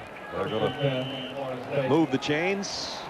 And Florida State with a first down at the 43-yard line. We're just 2 minutes into the second half, and Georgia Tech has already scored another touchdown. Florida State trying to answer. Smith stays in there behind Ponder.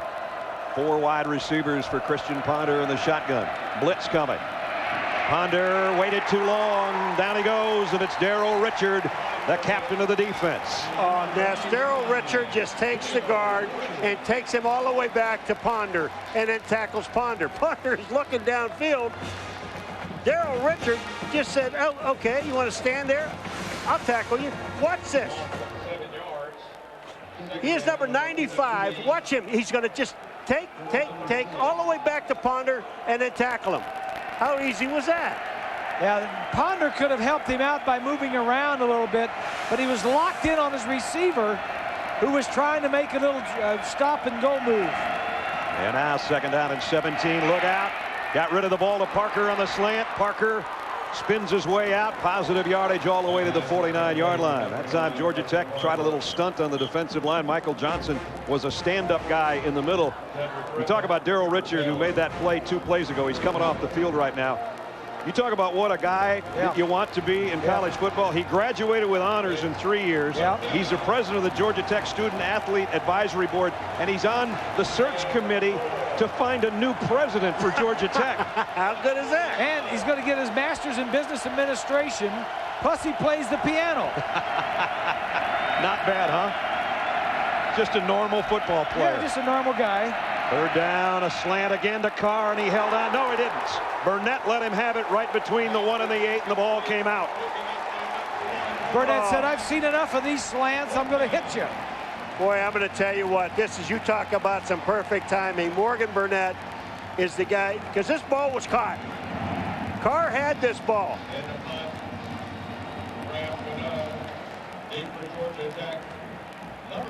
Riley Jones will drop back deep, awaiting Graham Gano's punt. So the big hit by Burnett forces the 4th down. Boy, the wide splits on this punting unit. Yep. Oh, Gano got a beauty, though. Riley Jones, fair catch, and he takes it right at the 10. 11 minutes, 11 seconds to go in an exciting ACC game in Atlanta here in the 3rd quarter. In college football on ABC, brought to you by the all-new Dodge Ram. Never back down from a challenge. Prescription Flomax. And Verizon Wireless. Some folks having fun at Zoo Atlanta, located in historic Grant Park, founded in 1889. Just had a baby panda born in August. That baby panda will be named on December 8th. That's a Chinese tradition, the 100th day. And I think Monday you can go online and you can put your name out there and see if maybe you'll be the one that names the panda. Go to zooatlanta.com. You can do that. Jonathan Dwyer only about a yard on that one, but he certainly has picked up a lot of yards on his previous 6 carries. Not having a bad day as far as rushes and yards per rush for Jonathan Dwyer today. He's got 123 yards on the ground. Ness, you live in Atlanta. Yes, sir. You know this stuff. When they fired Chan Gailey and his pro-style offense and hired Paul Johnson from Navy with his spread triple option offense, what was the feeling in town? Everybody said, how's that going to work in the ACC? Yep. Here's a pitch to Dwyer. Jonathan Dwyer puts his head down and got close to the first down. Might be just a little bit shy. Kenny Ingram made the tackle along with Myron Rolle. And Dwyer getting up a little slow, and I think he wants a breather, but he probably deserves one. This is the first series of the ball game for Georgia Tech. That wheel rat out of the backfield on the pass completion. Then he went 36 yards for a touchdown in the first half. And moments ago here in the fourth quarter said goodbye to everybody. 66 yards on a scoring run. He's going to get a breather, and Lucas Cox will come in. And Luke Cox has a touchdown run today as well. Nesbitt trying to do it himself. Well, I'll tell you what, this is really going to be close. What? Jack Childress didn't think it was close at all, Paul. Well, he might just set it down, move the chains, and then go back and measure it again. You know, this Georgia Tech team, you got to give Paul Johnson some credit. They lost 16 starters from last year's team. They had 4 starters back on offense and 4 starters back on defense. Lost their 2 kickers that were pretty good, very good, in fact. Yes. And he comes back, and he's got this team going 6-2 right out of the gate. Trying to go to 7-2 and looking impressive today. Here's Nesbitt, open field. Josh Nesbitt across the 40 and out to the 43-yard line. They lull you to sleep with Dwyer, Lucas Cox, whatever, and then all of a sudden you forget the quarterback. You know what? It's almost like the linebackers are standing there, Ness, and they're going, okay, he's got the ball. No, he doesn't have the ball. He doesn't have it. He has. They're trying. You can't guess. You really, like Bob said, what you have to do is you have a man to take. You've got to be sure that you're there first before you go and look anywhere else. Because if you go someplace else, you're going to get burned. Out to the 44 on the quarterback keeper. Dwyer now back behind Nesbitt. Georgia Tech first down. Nesbitt going the other way. Almost another first down. In fact, he might have it. And he was one guy away from maybe breaking that one. Darius McClure is injured on the play for Florida State. They're going to hustle out to have a look at him. One of the receivers went down and threw a block on him.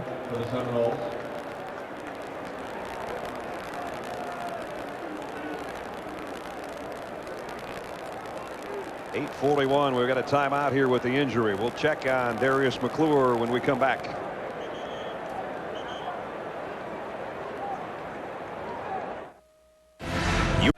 Now Darius McClure went off under his own power, which was good to see. He was blocked by Marcus Wright on the play where he was shaken up.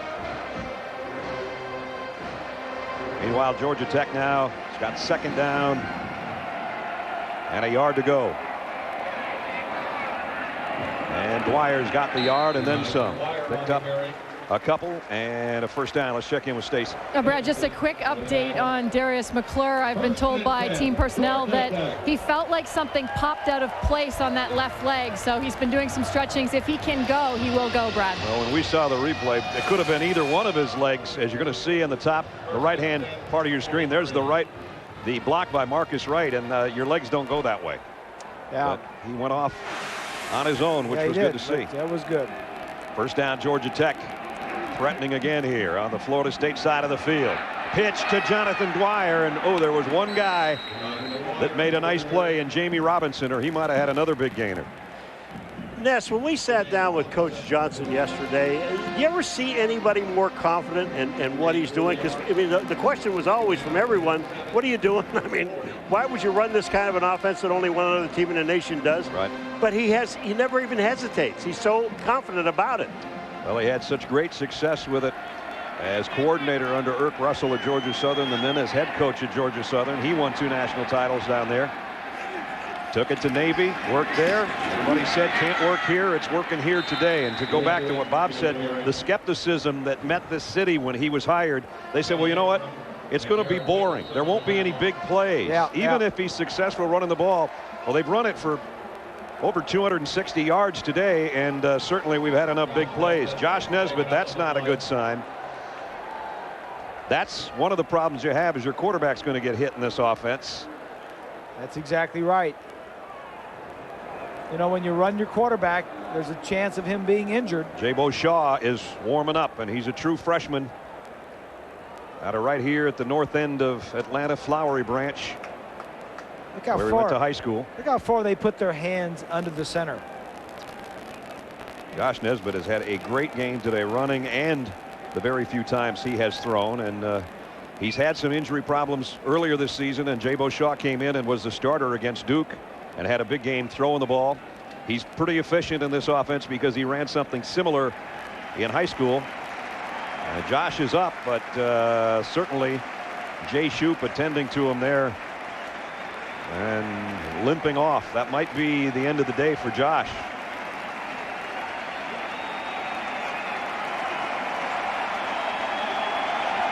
You know, as we were asking Paul Johnson yesterday about the quarterback, about how many times he takes a hit, he said, well, you know, he only gets hit probably 15 times a game. I'm thinking, really? Here it is again. That's a lot. Oh, and he got his own man, I think. I think it's the back of his lineman's knee brace that maybe is what hurt him. Jabo Shaw has been played in 3 games and started that one, as you mentioned, Brad. He comes in a tough spot. 3rd down. A big one here. And he fumbled. And Florida State's got it. How quickly the momentum can change with the injury to a quarterback. Everett Brown caused the fumble. Kendrick Stewart recovered it. Well, he didn't have a chance. As he turned, he got hit. I mean, they just didn't block anybody in the front of the line. Just watch. He's going to make a turn. And when he makes a turn, he's going to get whacked. Turn, whacked. Nobody blocks Everett Brown. He's right on top of him. Didn't matter who the quarterback was. If Nesbitt would have been there, he would have fumbled this ball. You got to block the defensive end. Especially that guy. Everett Brown, one of our impact players, defensive lineman of the week in the ACC for what he did last week. And he comes up with a huge play there for Florida State. Ponder might want a big one here after the change of possession, but he's going to be sacked instead. Vance Walker and Michael Johnson. I like the call. Turnover near the 50. Try for a big play. But that young offensive line we've talked about all day for Florida State cannot keep out that aggressive defensive line, and he doesn't have time to throw it. Georgia Tech, 3 sacks today. Everybody getting in the act. Johnson and Morgan and Walker and Richard, the front 4. 2nd down and 12. Jermaine Thomas, and he's got a big hole and lightning speed, dragged down from behind. Cooper Taylor shoestringed him. Looks like he might be just a little bit shy of the 1st down. ESPN's coverage of college football primetime continues tonight. A couple old rivals will get together. Number 4 Oklahoma taking on Nebraska. College football primetime presented by Hampton Hotels at 8 o'clock Eastern time tonight. Well, a huge 3rd down as you look in on Bobby Dodd Stadium. And you look at Sam Bradford's numbers, and he'll increase those tonight, I'm sure, against the Cornhuskers. Ponder gets the 1st down. Well, Brad, you know, you can pick up those 1st downs. It's those 3rd and 12, 3rd and 15. That was the 5th time today that they've been 3rd and 3 or less. You know, they're coming in almost 50% on their 3rd down conversions, 8th in the country for Bobby Bowden Seminoles. 3 out of 7 they are today, with 5:15 remaining in the 3rd quarter. They're trying to take advantage of the fumble by Georgia Tech. Georgia Tech's first miscue of the day. And now Devontre Richardson at quarterback. It's just a straight run to the left every time, it seems. Now he cuts back, spins his way to about the 42-yard line. Let's get a Florida-Georgia update. Here's Matt Weiner, New York. Matt. All right, Brad, Florida's got a little separation on the Bulldogs. Matthew Stafford's been banged up in this game, trying to gut it out, but here he's picked off by Joe Hayden. And Joe, the defensive back, turns into Joe the runner. 88 yards down the sideline, eventually taken out at the 1 where Tim Tebow punched it in for his 2nd rushing touchdown of the game. 21-3 there. Unbeaten Tulsa, now beaten at Arkansas. Back to live action here. Marcus Sims for a couple. Isn't it ironic that Matt Weiner said Matt Stafford's been roughed up in the Florida-Georgia game. Josh Nesbitt's been roughed up and taken out of the Georgia Tech game, and there he is on the sideline, and they're working apparently on his right knee or lower leg, maybe his ankle. Looks like maybe retaping. Yeah, that might mean he'll be back out there. I think they're retaping that ankle. I think he had ran into his own offensive lineman and twisted his ankle there. Big down for Georgia Tech. 3rd and 5. And they may not keep him out of field goal range. Parker in motion. Ponder, play action.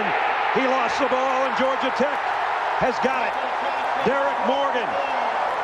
Oh, Johnson hit him. Michael Johnson, Bob, I mean, he came in and didn't pay any attention to any kind of run, any kind of fake. And Ponder, he just really didn't see him.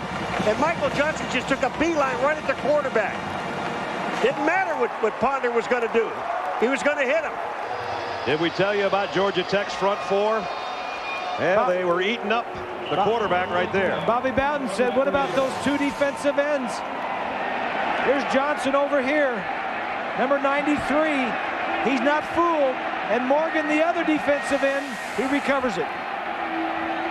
At midfield, Shaw will keep it. Get his feet wet a little bit. The freshman goes for 3 yards to the 47. You see those guys having fun on the sideline. Those are the 2 defensive ends. Here's another look. It'll be Johnson, 93, that makes the hit on Ponder. And it'll be 91, Morgan, the baby of the group, cleaning up. They had Parker open. He was coming across the field. But it was just a great play by Michael Johnson. Hasn't done much today, but he got that big play. Georgia Tech has run the ball 17 straight times. Make it 18. Shaw to the 42. A pickup of 5 more. 3rd down and a couple upcoming. Wasn't that my pick for the team, Navy, when they didn't throw a pass last week? That's right. Well, they have not thrown, as you said, they have not thrown a pass in this second half. They don't have to. So 3rd down and a couple for Georgia Tech.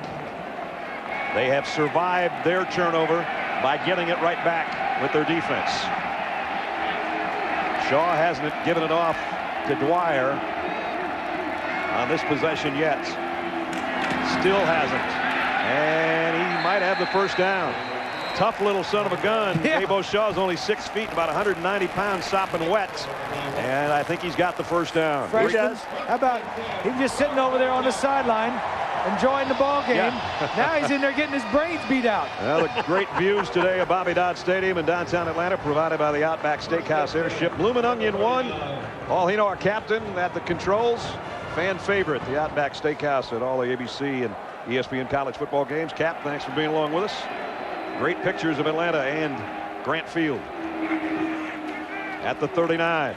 Oh, wicked hit Shaw took that time. He might not want to keep it every time.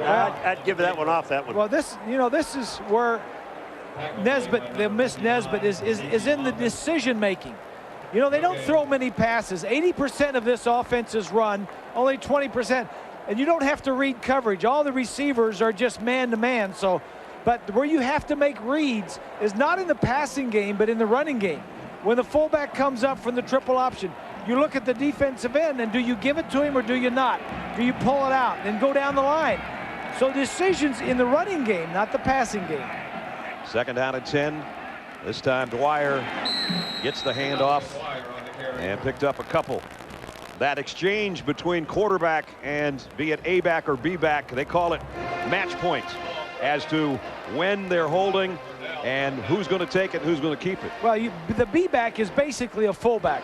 He's the guy that lines up behind the quarterback. And Paul was telling us yesterday that the quarterback just comes out and he's looking at the end. It's the fullback's job to match up with him. If it's a little tighter or a little wider, he has to match up with him. 3rd down. This is the longest 3rd down for Georgia Tech today. Shaw, he's going to be knocked down by Bud Thacker.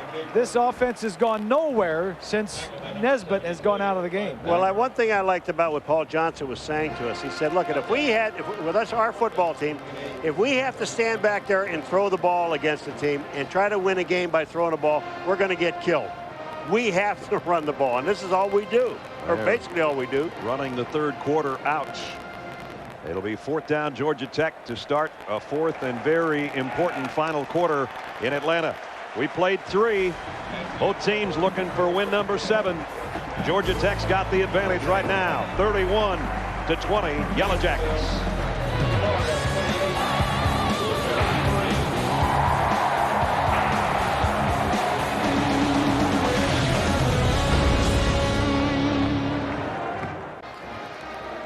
This is not a sight you want to see if you're a Georgia Tech fan in a game that's still very much in doubt as the fourth quarter is about to begin. Josh Nesbitt heading to the locker room, and Stacey Dales, I know you were right on top of it down there. Yes, Brad, absolutely. It's the right foot, and they took the tape off. They put the tape back on, and he did a couple of strolls up and down the sideline. He shook his head as if, no, I can't go. They told me he was doubtful, but as you guys saw, he's gone to the locker room for further examination, and I don't suspect he'll be back in this game, Brad. That puts a lot of pressure on Jabo Shaw, the freshman quarterback. Georgia Tech's going to try to add some points. Scott Blair has lined up, and meanwhile, timeout taken by Florida State, and it'll get us a chance to get an update from New York. Sports Center right now, powered by Vizio. Tim Tebow having a terrific game. Already has 2 touchdown runs, and this a 44-yard pass to Lewis Murphy as Florida is starting to put away the Georgia Bulldogs. 28-3 to score right now with about 4:30 to go in the third quarter. Yeah, he's in the game. Well, that's why he called timeout.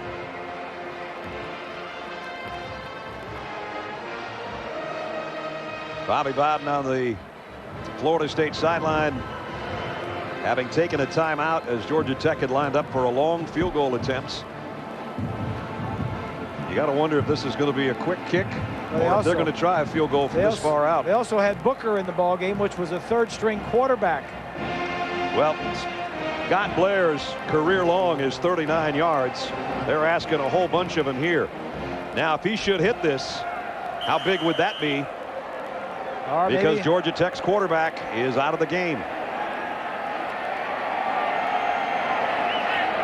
Scott Blair from 54, and it is a pooch punt to the far side, and he did it beautifully. He did. Florida State does not have anybody back just in case of something like that. It was in the prime area for a gimmick. A snap to the kicker and punt it, or a play action gimmick or something like that. Good play. ABC Thursday, all new Life on Mars. Next great cop show's arrived. It'll follow an all new Grey's Anatomy Thursday at 10/9 Central on ABC. Well, you can't do it any better than that.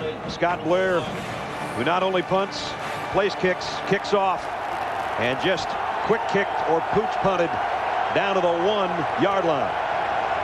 And now it's going to get noisy for Christian Ponder and company on that end of the field. Student body left. Ponder in trouble. Hit as he throws by Brad Jefferson. You can't hold on to that ball that long down there in the end zone, Grease. I mean, if you're going to do this and just stand back there and hold on to the football and wait for your guy to clear. Look how long Ponder's standing there. You don't have that much time, son. Actually, Jefferson was covering the back, but when he saw the back was blocking, then he was a free blitzer. That's a nice spot for a quarterback, huh, Grease, right there? Oh, yeah, we love that, especially when you get all the noise. That run didn't go anywhere. Vance Walker and the rest of the front wall collapses, and it's going to be 3rd down and long.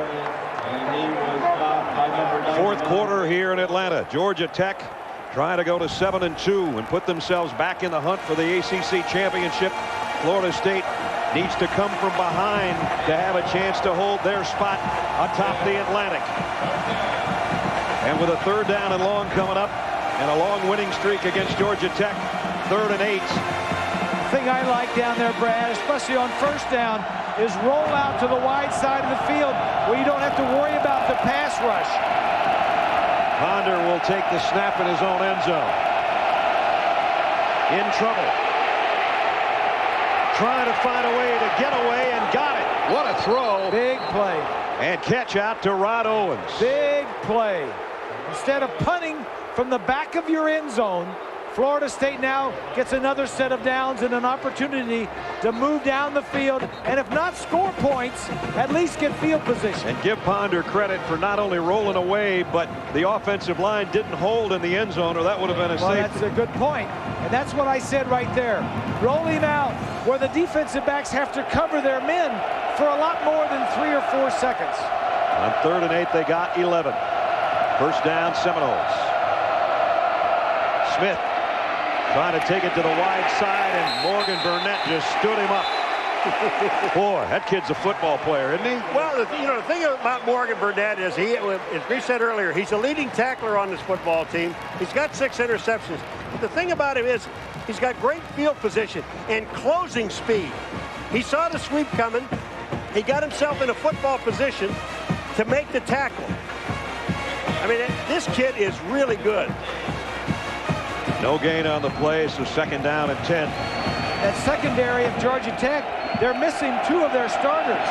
Ward Daniels and Reese are not in there. 5 wideouts for Ponder, and still a lot of noise down on that end of the field. Going to throw the ouch. Oh! Breaking away, but then getting broken up is Taiwan Easterling. That was Mario Butler, number 2, today, the first lick on. I'll tell you. Morgan Burnett, his brother Cap was a star for the Georgia Bulldogs of all things, so it's a split family as they call it down here. Whoa, those are just some of the hits he's made today, including this one on Smith a moment ago. And he is a player. 3rd down and long again for the Noles. Can Christian Ponder pull one out of his back pocket as he did the last time they had 3rd and 8?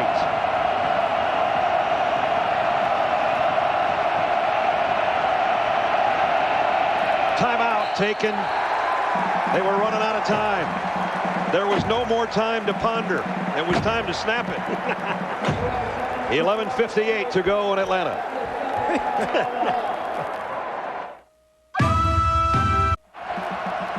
Georgia Tech's got anybody that even said, Coach, I played some DB in high school in there right now on this 3rd down and 8.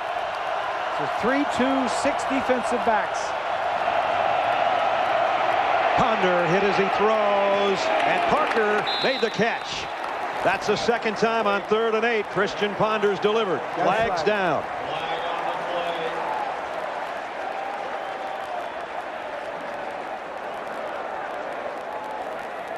An all-important call right here. Holding against the Seminoles. Oh, man, oh, man. First of all, I couldn't believe that Ponder got this ball off. Tony Clark let him have it. Offense. Penalty takes the ball half the distance to the goal line. Repeat 3rd down. What did he say, 77? That's Sanders. Take a look over here. I think he said 77. Oh, yeah. That's no pretty question. much holding. Yeah. He calls it right here, too. Now it's 3rd down and a mile for Ponder. That's a freshman offensive tackle making a big mistake. Ponder at his own goal line. Loads and goes down the middle, and Burnett almost had it. Incomplete. 2nd time or 3rd time today he's had his hands on a football. If Jackson hadn't hit it, it's friendly fire. His own man hit him. Or else he would have had that one.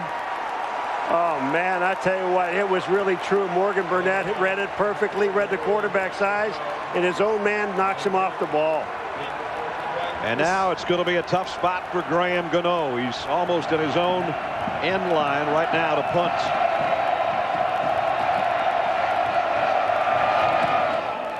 High kick. Roddy Jones, fair catch. 46-yard line. Great kick. 46-yarder and a lot of hang time. Yeah. This defense for Georgia Tech has been good almost all day long. Morgan Burnett's been sensational all day long. ESPN College Football on ABC. Brought to you by Best Buy. You happier. Powered by Pontiac, official performance machines of the NCAA. And Allstate, proud sponsors of college football. Are you in good hands?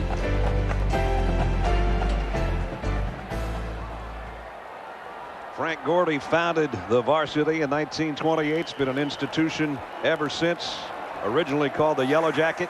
We walked some dogs yesterday and had an FO. An FO. Frosty Orange. There you go. You had a little bit of it, didn't you? It was good. They didn't get any strings. I wanted a bag of strings. Those would be French fries. And a PC. I wanted a PC yesterday. That's a plain chocolate. And they give you a cup of ice with the plain chocolate if you like your milk a little bit colder. And a yellow dog is a mustard. That's with what? Mustard. And Red dog. Ketchup. Are you trying to get some free food? What, didn't cost us anything yesterday, did it? Or did you buy? I buy. I thought one of you did. He I wasn't sure. It didn't cost him anyway. You know, some of us have free things other places. Well, we got a great ball game today, too. Georgia Tech in front. Jabo Shaw, the freshman, pitches to Jonathan Dwyer. Dwyer trying to get the corner. He's going to be run out in front of the Florida State bench after a pickup of just a couple. Now, obviously, time is of the essence for Florida State as well, because they're 2 scores down with 10:38 to play. Paul Johnson going into his bag of tricks. His starting quarterback is out. He has his freshman backup quarterback, Jabo Shaw, in the ball game. He has run some plays with him earlier that didn't do anything at all, so he's trying to get him outside, run something where he can either run himself around the end or pitch it on the option. The last time Georgia Tech threw a pass, there was 5 minutes left in the second quarter. We've got 10 minutes left in the ball game. Well, they might have been thinking about passing there, but timeout taken by Georgia Tech. And Paul Johnson will get in the faces of his players. That's been something that everybody has noticed in this city, is his sideline can get a little fiery, and he is ripping everybody. You like to see that right now. I like to see that. They took so long to get the play going. Well, and they're not running the plays the right way that he wants them run. Well, he ran. It looks like when he walked out on the field. Now he's at midfield, and he walked up to the offensive lineman and got in their face. Well, he got in Jabo Shaw's first, and then he worked his way around the huddle. This is the youngest. This is the youngest team in the ACC. 75 players are either freshmen or sophomores. They had a great recruiting class last year, and there's Bobby going down and trying to fire up his guys. So both coaches are coaching, and one with a lot of emotion with a headset on the Georgia Tech sideline. And as Paul said, they're almost to the middle of the field before they're going to come back. That was Calvin Booker, number 18, you saw. That's always an option as well, the senior, who's probably the best thrower of any of the Georgia Tech he's quarterbacks. Not much of a runner. He's more of a drop back thrower. Well, let's see whatever Paul Johnson dialed up, if it works. On 3rd down and a long 6. Shaw trying to cut back in the middle, and he's not even going to get back to the line of scrimmage. Maybe he did, but no gain anyway. The only thing they're going to gain here is using some clock before they punt. As we take a look at our ESPNU All-State Standings review. Texas and Texas Tech both undefeated. They get together in Lubbock tonight on ABC. Alabama beat Arkansas State. Penn State has the week off. We'll see them at Iowa next week. And Oklahoma and Nebraska on ESPN tonight. You go down the list, Georgia's going to fall, it appears, as Florida has been putting it on the Dogs today down at Jacksonville. Getting a little revenge from last year, you think? Yeah, I guess so. The last time Scott Blair punted, he put it down to the 1-yard line. He'd love to do that again.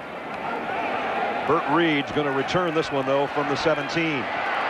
Reed weaving his way, ran into his own man, or he might have had a bigger return out of it. Got about 13 on the return out to the 30-yard line. Very important series on offense for Florida State is coming up.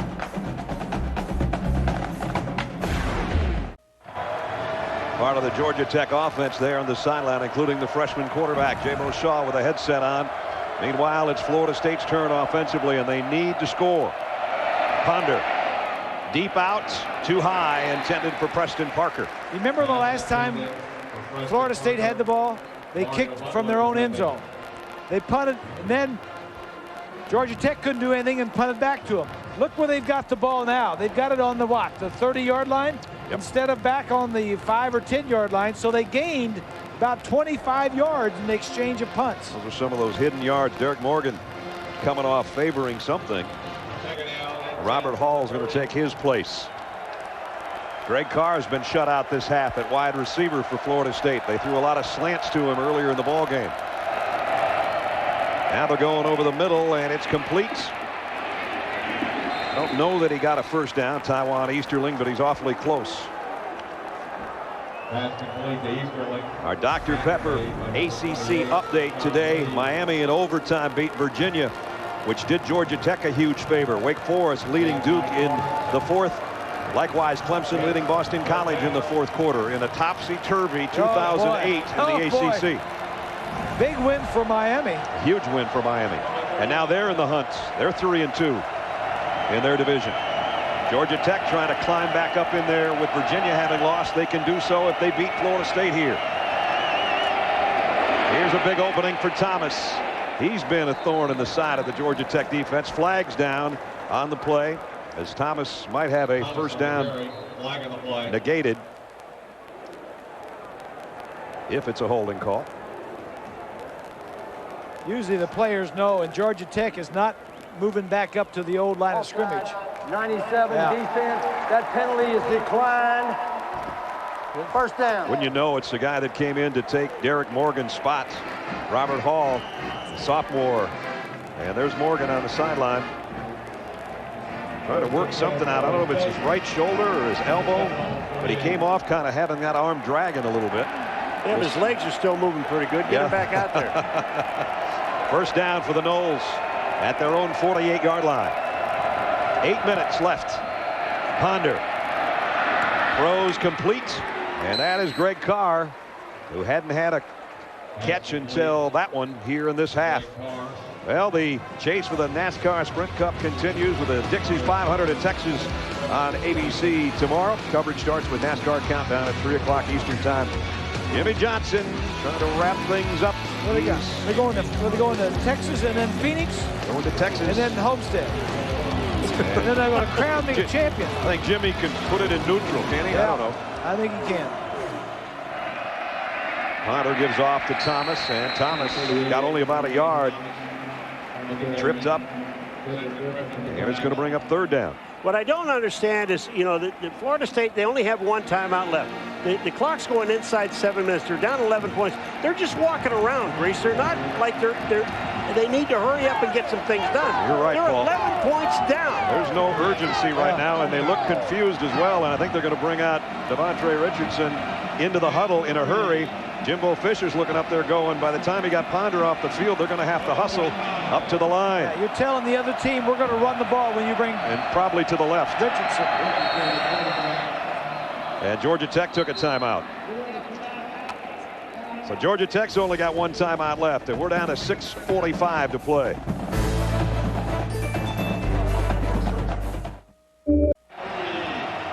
If you can count quickly from the blimp, that's 12 guys in white. That's too many. And that's why Tech took a timeout. Otherwise, they'd have been penalized, and it would have been a free first down for Florida State. You hate to use that timeout, but you don't want to give them a free first down right here. Third down and 3. Here comes a blitz. Richardson going to throw back, and he overshot his receiver. Well, that's the first time they've let him put it in the air, and now it's fourth down. That was good coverage by Clark, the linebacker. Now what do you do? Well, you pretty much got to go, don't you? You got to go for it. It's too long for a field goal, even though Gano has made, what, 4 50-yard field goals in the last 4 games? Yep. Ponder's back. Florida State has only tried on fourth down 4 times this year. They've converted 1. They need to get to the Georgia Tech 42-yard line. Ponder back in there. This might be the ball game. Quick throw and catch, first down. Down to the 39-yard line of Burt Reed. It tells you something. Who does Ponder go to when you need to pick up the first down? The little guy Reed. Speaking of Reed, Rashaad Reid is the injured Yellow Jacket. It was Reed on Reed. Yeah, well, that was friendly fire. He got hit by a linebacker because Reed ducked. Our great aerial shots today, courtesy of our friends at Outback Steakhouse, proud sponsor of the Outback Bowl. Bloomin' Onion One Airship, fan favorite at all our ABC and ESPN college football games. Thanks for the great shots from a crystal clear blue sky over Atlanta this first day of November. Boy. Another defensive back. They're out of guys. Yeah. 28 we're looking for. Oh, right there. You're See, right. the other Reid that caught the ball, the Florida State Reid, got down. He's only 5'11", 165. It's a good thing he got down. Cedric Griffin yeah, the is the guy. 8th play of the Florida State drive. Richardson back in there at quarterback from the 39. He drops back and he wants to throw, and he's got a man open. Caught. Touchdown.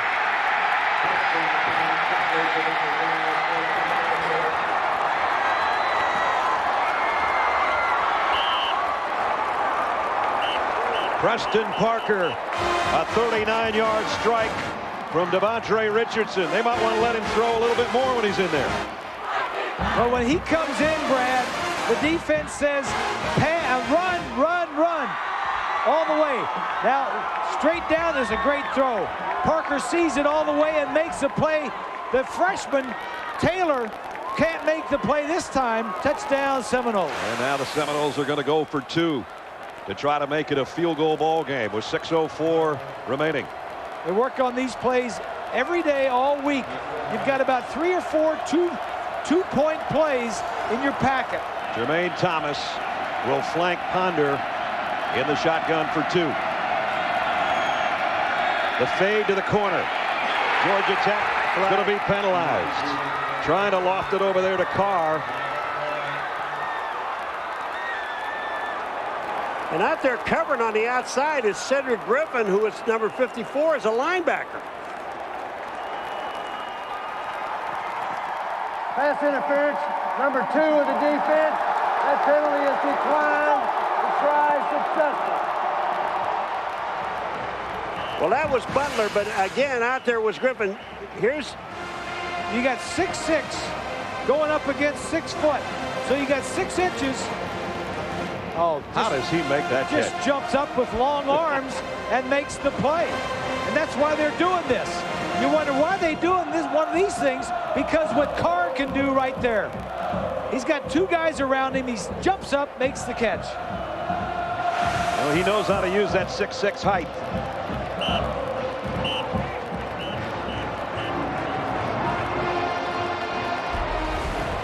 It's just the advantage as far as being able to use your height to attack the ball a lot sooner, and at the same time you can also use your height to kind of shield off defenders, because being a basketball player, a former basketball player, you kind of use that.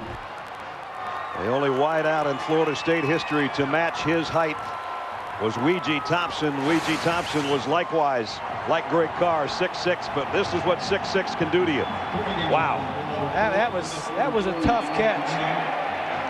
He had to fight off the defensive back, stay away from the linebacker that was coming out there. The game is down to a field goal. 6:04 remaining, and Georgia Tech starting quarterback in the locker room.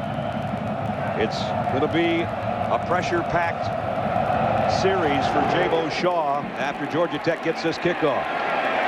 Marcus Wright from about the 2. Spins his way out close to the 25. Let's check in with Matt Weiner in New York. Matt. All right, Brad, get a load of our nominee for the Pontiac game-changing performance. Northwestern and Minnesota apparently headed for overtime, but Adam Weber's pass goes through Gopher hands off a Wildcat, eventually into the arms of Brendan Smith, who takes it 48 yards the other way for the amazing game-winning touchdown for Northwestern. Vote for your Pontiac game-changing performance starting tomorrow morning at 9 at ESPN.com. The Florida State fans who made the trip from Tallahassee getting noisy now. Georgia Tech trying to cling to a 3-point lead. Jabo Shaw to throw, and he's going deep for Thomas.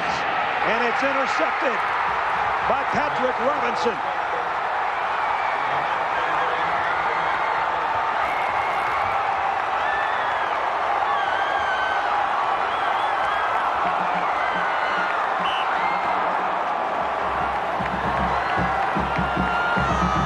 This is outstanding coverage, but the ball is thrown short. You're right, Paul. I mean, this is the first pass of the day. You got your big receiver out there on a little guy. Now you want to throw the ball up high and to the outside, not low and inside. That's the only place your guy can't catch it. You got a 6'6", 130-pound guy throw it high and outside where he can use his body to shield the defensive back from the ball. You don't want to turn your back on Georgia Tech yet. Here comes Florida State again. And it's Thomas out to the 47-yard line. Now, Ness, just to go back on one other thing with Georgia Tech, since Nesbitt went out, the starting quarterback, they have gained a total of 11 yards. Well, remember what Bobby Bowden said to Stacy on his afterthought coming out at halftime. We have been behind We've at halftime been behind before. the last 2 ball games, and we come back and win them. Second down and a long 3. Thomas now in an I backfield behind Ponder, but Ponder is hit. Down he goes. Cedric Griffin. Michael Johnson. Grace, this is one of those deals where you're the quarterback and somebody forgets to block the middle linebacker. And now the back was supposed to come up and block him, Jermaine Thomas, but he doesn't get there because Cedric Griffin was there too quick. It's a good call by Dave Womack, the defensive coordinator. 5 sacks today by Georgia Tech. That's the most Florida State's given up in a single game all year.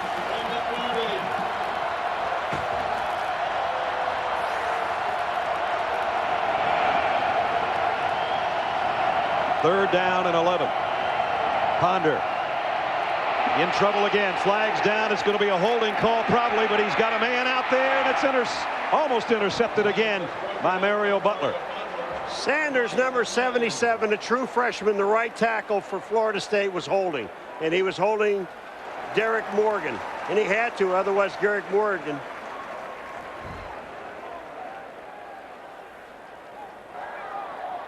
Holding 77 of the offense. That penalty is declined. 4th down. And that's the way to do it. 4th down. It would have been 3rd and 21. As it is, it's 4th and 11. Yeah, you got to punt. You got to punt the ball away. Each team only 1 timeout remaining. Florida State thinking things over, walking to the sideline. We welcome those of you who've been watching another game. We're in Atlanta. An ACC battle that has been up and down the field for Paul Johnson's Ramblin' Wreck and the Florida State Seminoles, who trail by 3 with 4:17 remaining.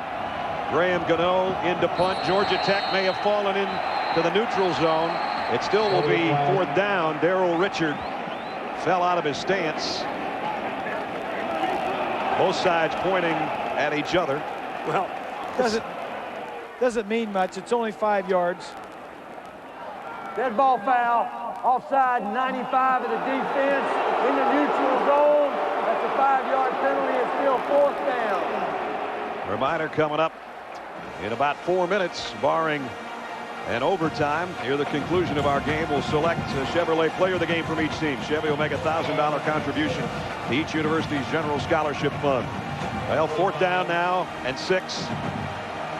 It's a nail biter. The offense is coming back out. Florida State's going to try to go for it. They only got 10 seconds to get the ball snapped. 8, 7. Ponder under center.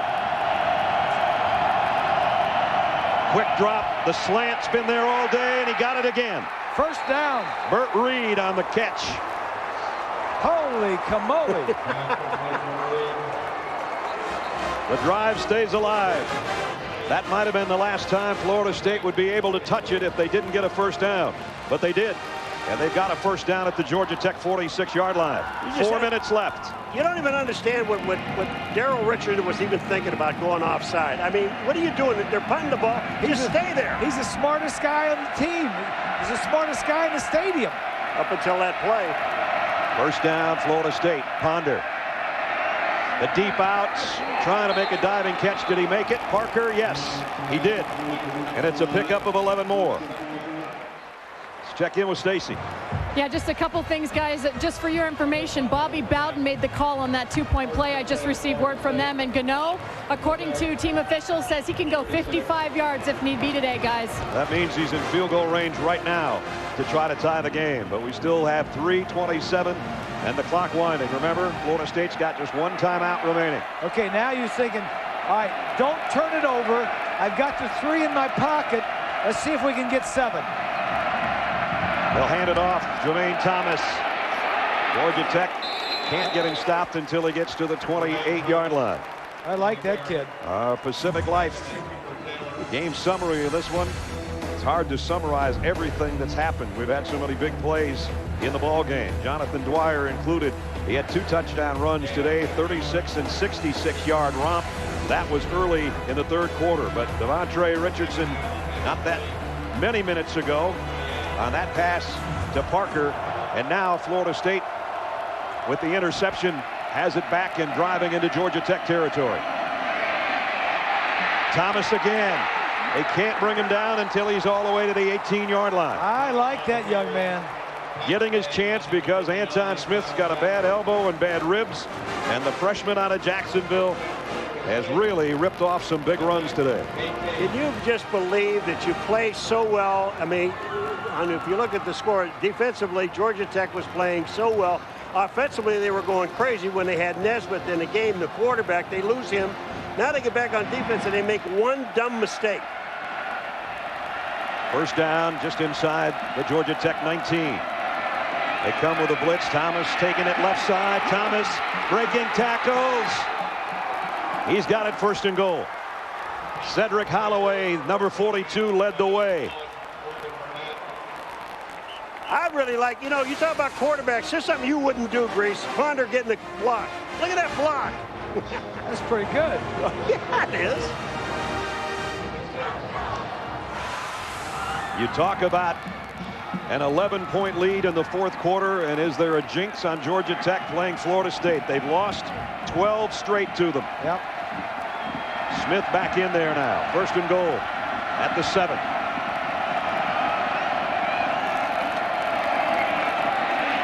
And it's Smith just wrapping both hands around that football. Yeah.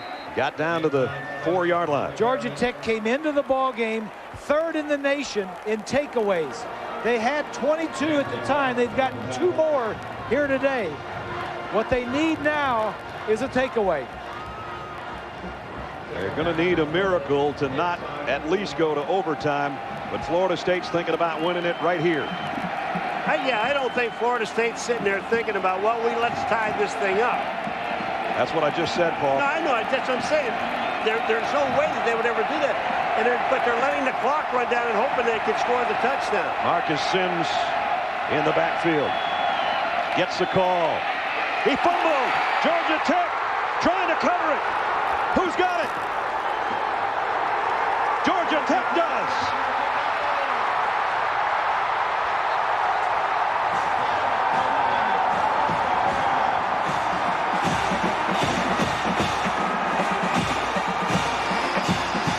From the Prophet Roberts.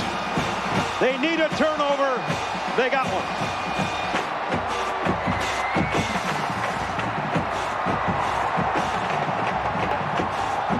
Oh, boy. Well, that was helmet on the ball. Yeah, it's just... Cooper Taylor, the freshman, put his helmet right on the ball, and Georgia Tech's got the football with 45 seconds left. You know what here is Reid gets this ball, but look what he did. He almost makes a mistake. He went to pick it up instead of falling on the ball. Look at this. Watch. He's going to try to pick it up, and he loses the ball. Then, fortunately, the ball's hit right back into his hands, and he gets it.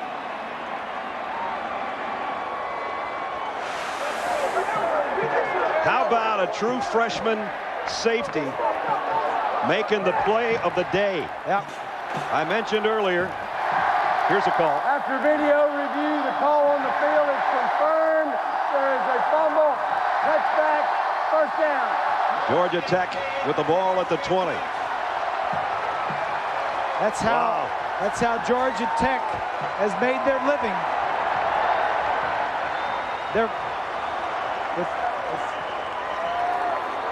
There's the guy that made the play of the game. I mentioned his daddy, Jim Bob, was a quarterback here. No offense, Jim Bob. You probably never made a play as big as your kid just did. He's put his helmet right on the ball. Sims did not cover up the football. He was running through that line at the 3-yard line like he was out in the middle of the field. Remember, Florida State has only one timeout left. Georgia Tech, if their freshman quarterback can take more than one snap. The hex is over.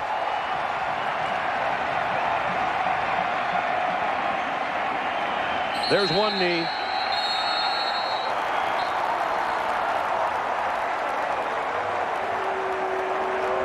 Let's take a look at our Best Buy playbook, and we'll bring in the Prophet Robert again. Well, earlier in the game, this is the dive. Look at the two defensive back, the one defensive back, the one linebacker. The defensive back comes this way at snap. The linebacker goes the other way, and they give it to the fullback, Dreyer, right up the middle. Dreyer goes 45, 50 yards from the touchdown. That's because the two defensive guys split and didn't hang in the middle. The last time Georgia Tech beat Florida State, I was wearing bell bottoms in college. 1975. Wow. Bobby Bowden has never lost to a Georgia Tech football team. I think you can tell by that sideline that 40 seconds from now there's going to be a little bit of bedlam at Grant Field and Bobby Dodd Stadium. This will put Georgia Tech back in the ACC title picture. It might take Florida State out of it.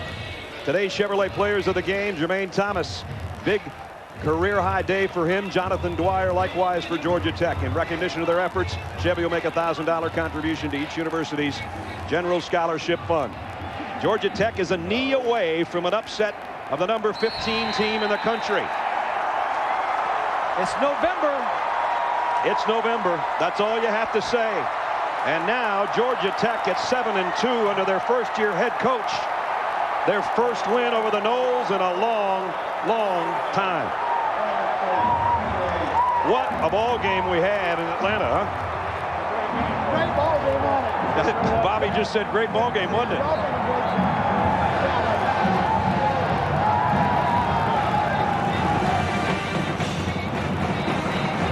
The standings in the ACC. They've been shuffled again. Like this. Now it's Maryland idle on the top spot in the Atlantic. And lo and behold, thanks to Miami, Georgia Tech has taken over the Coastal. Who's going to get it to Tampa? The month of November will tell us, won't it? For Bob Greasy, Paul McGuire, Stacey Dales, from Atlanta, Brad Nessler. Good night.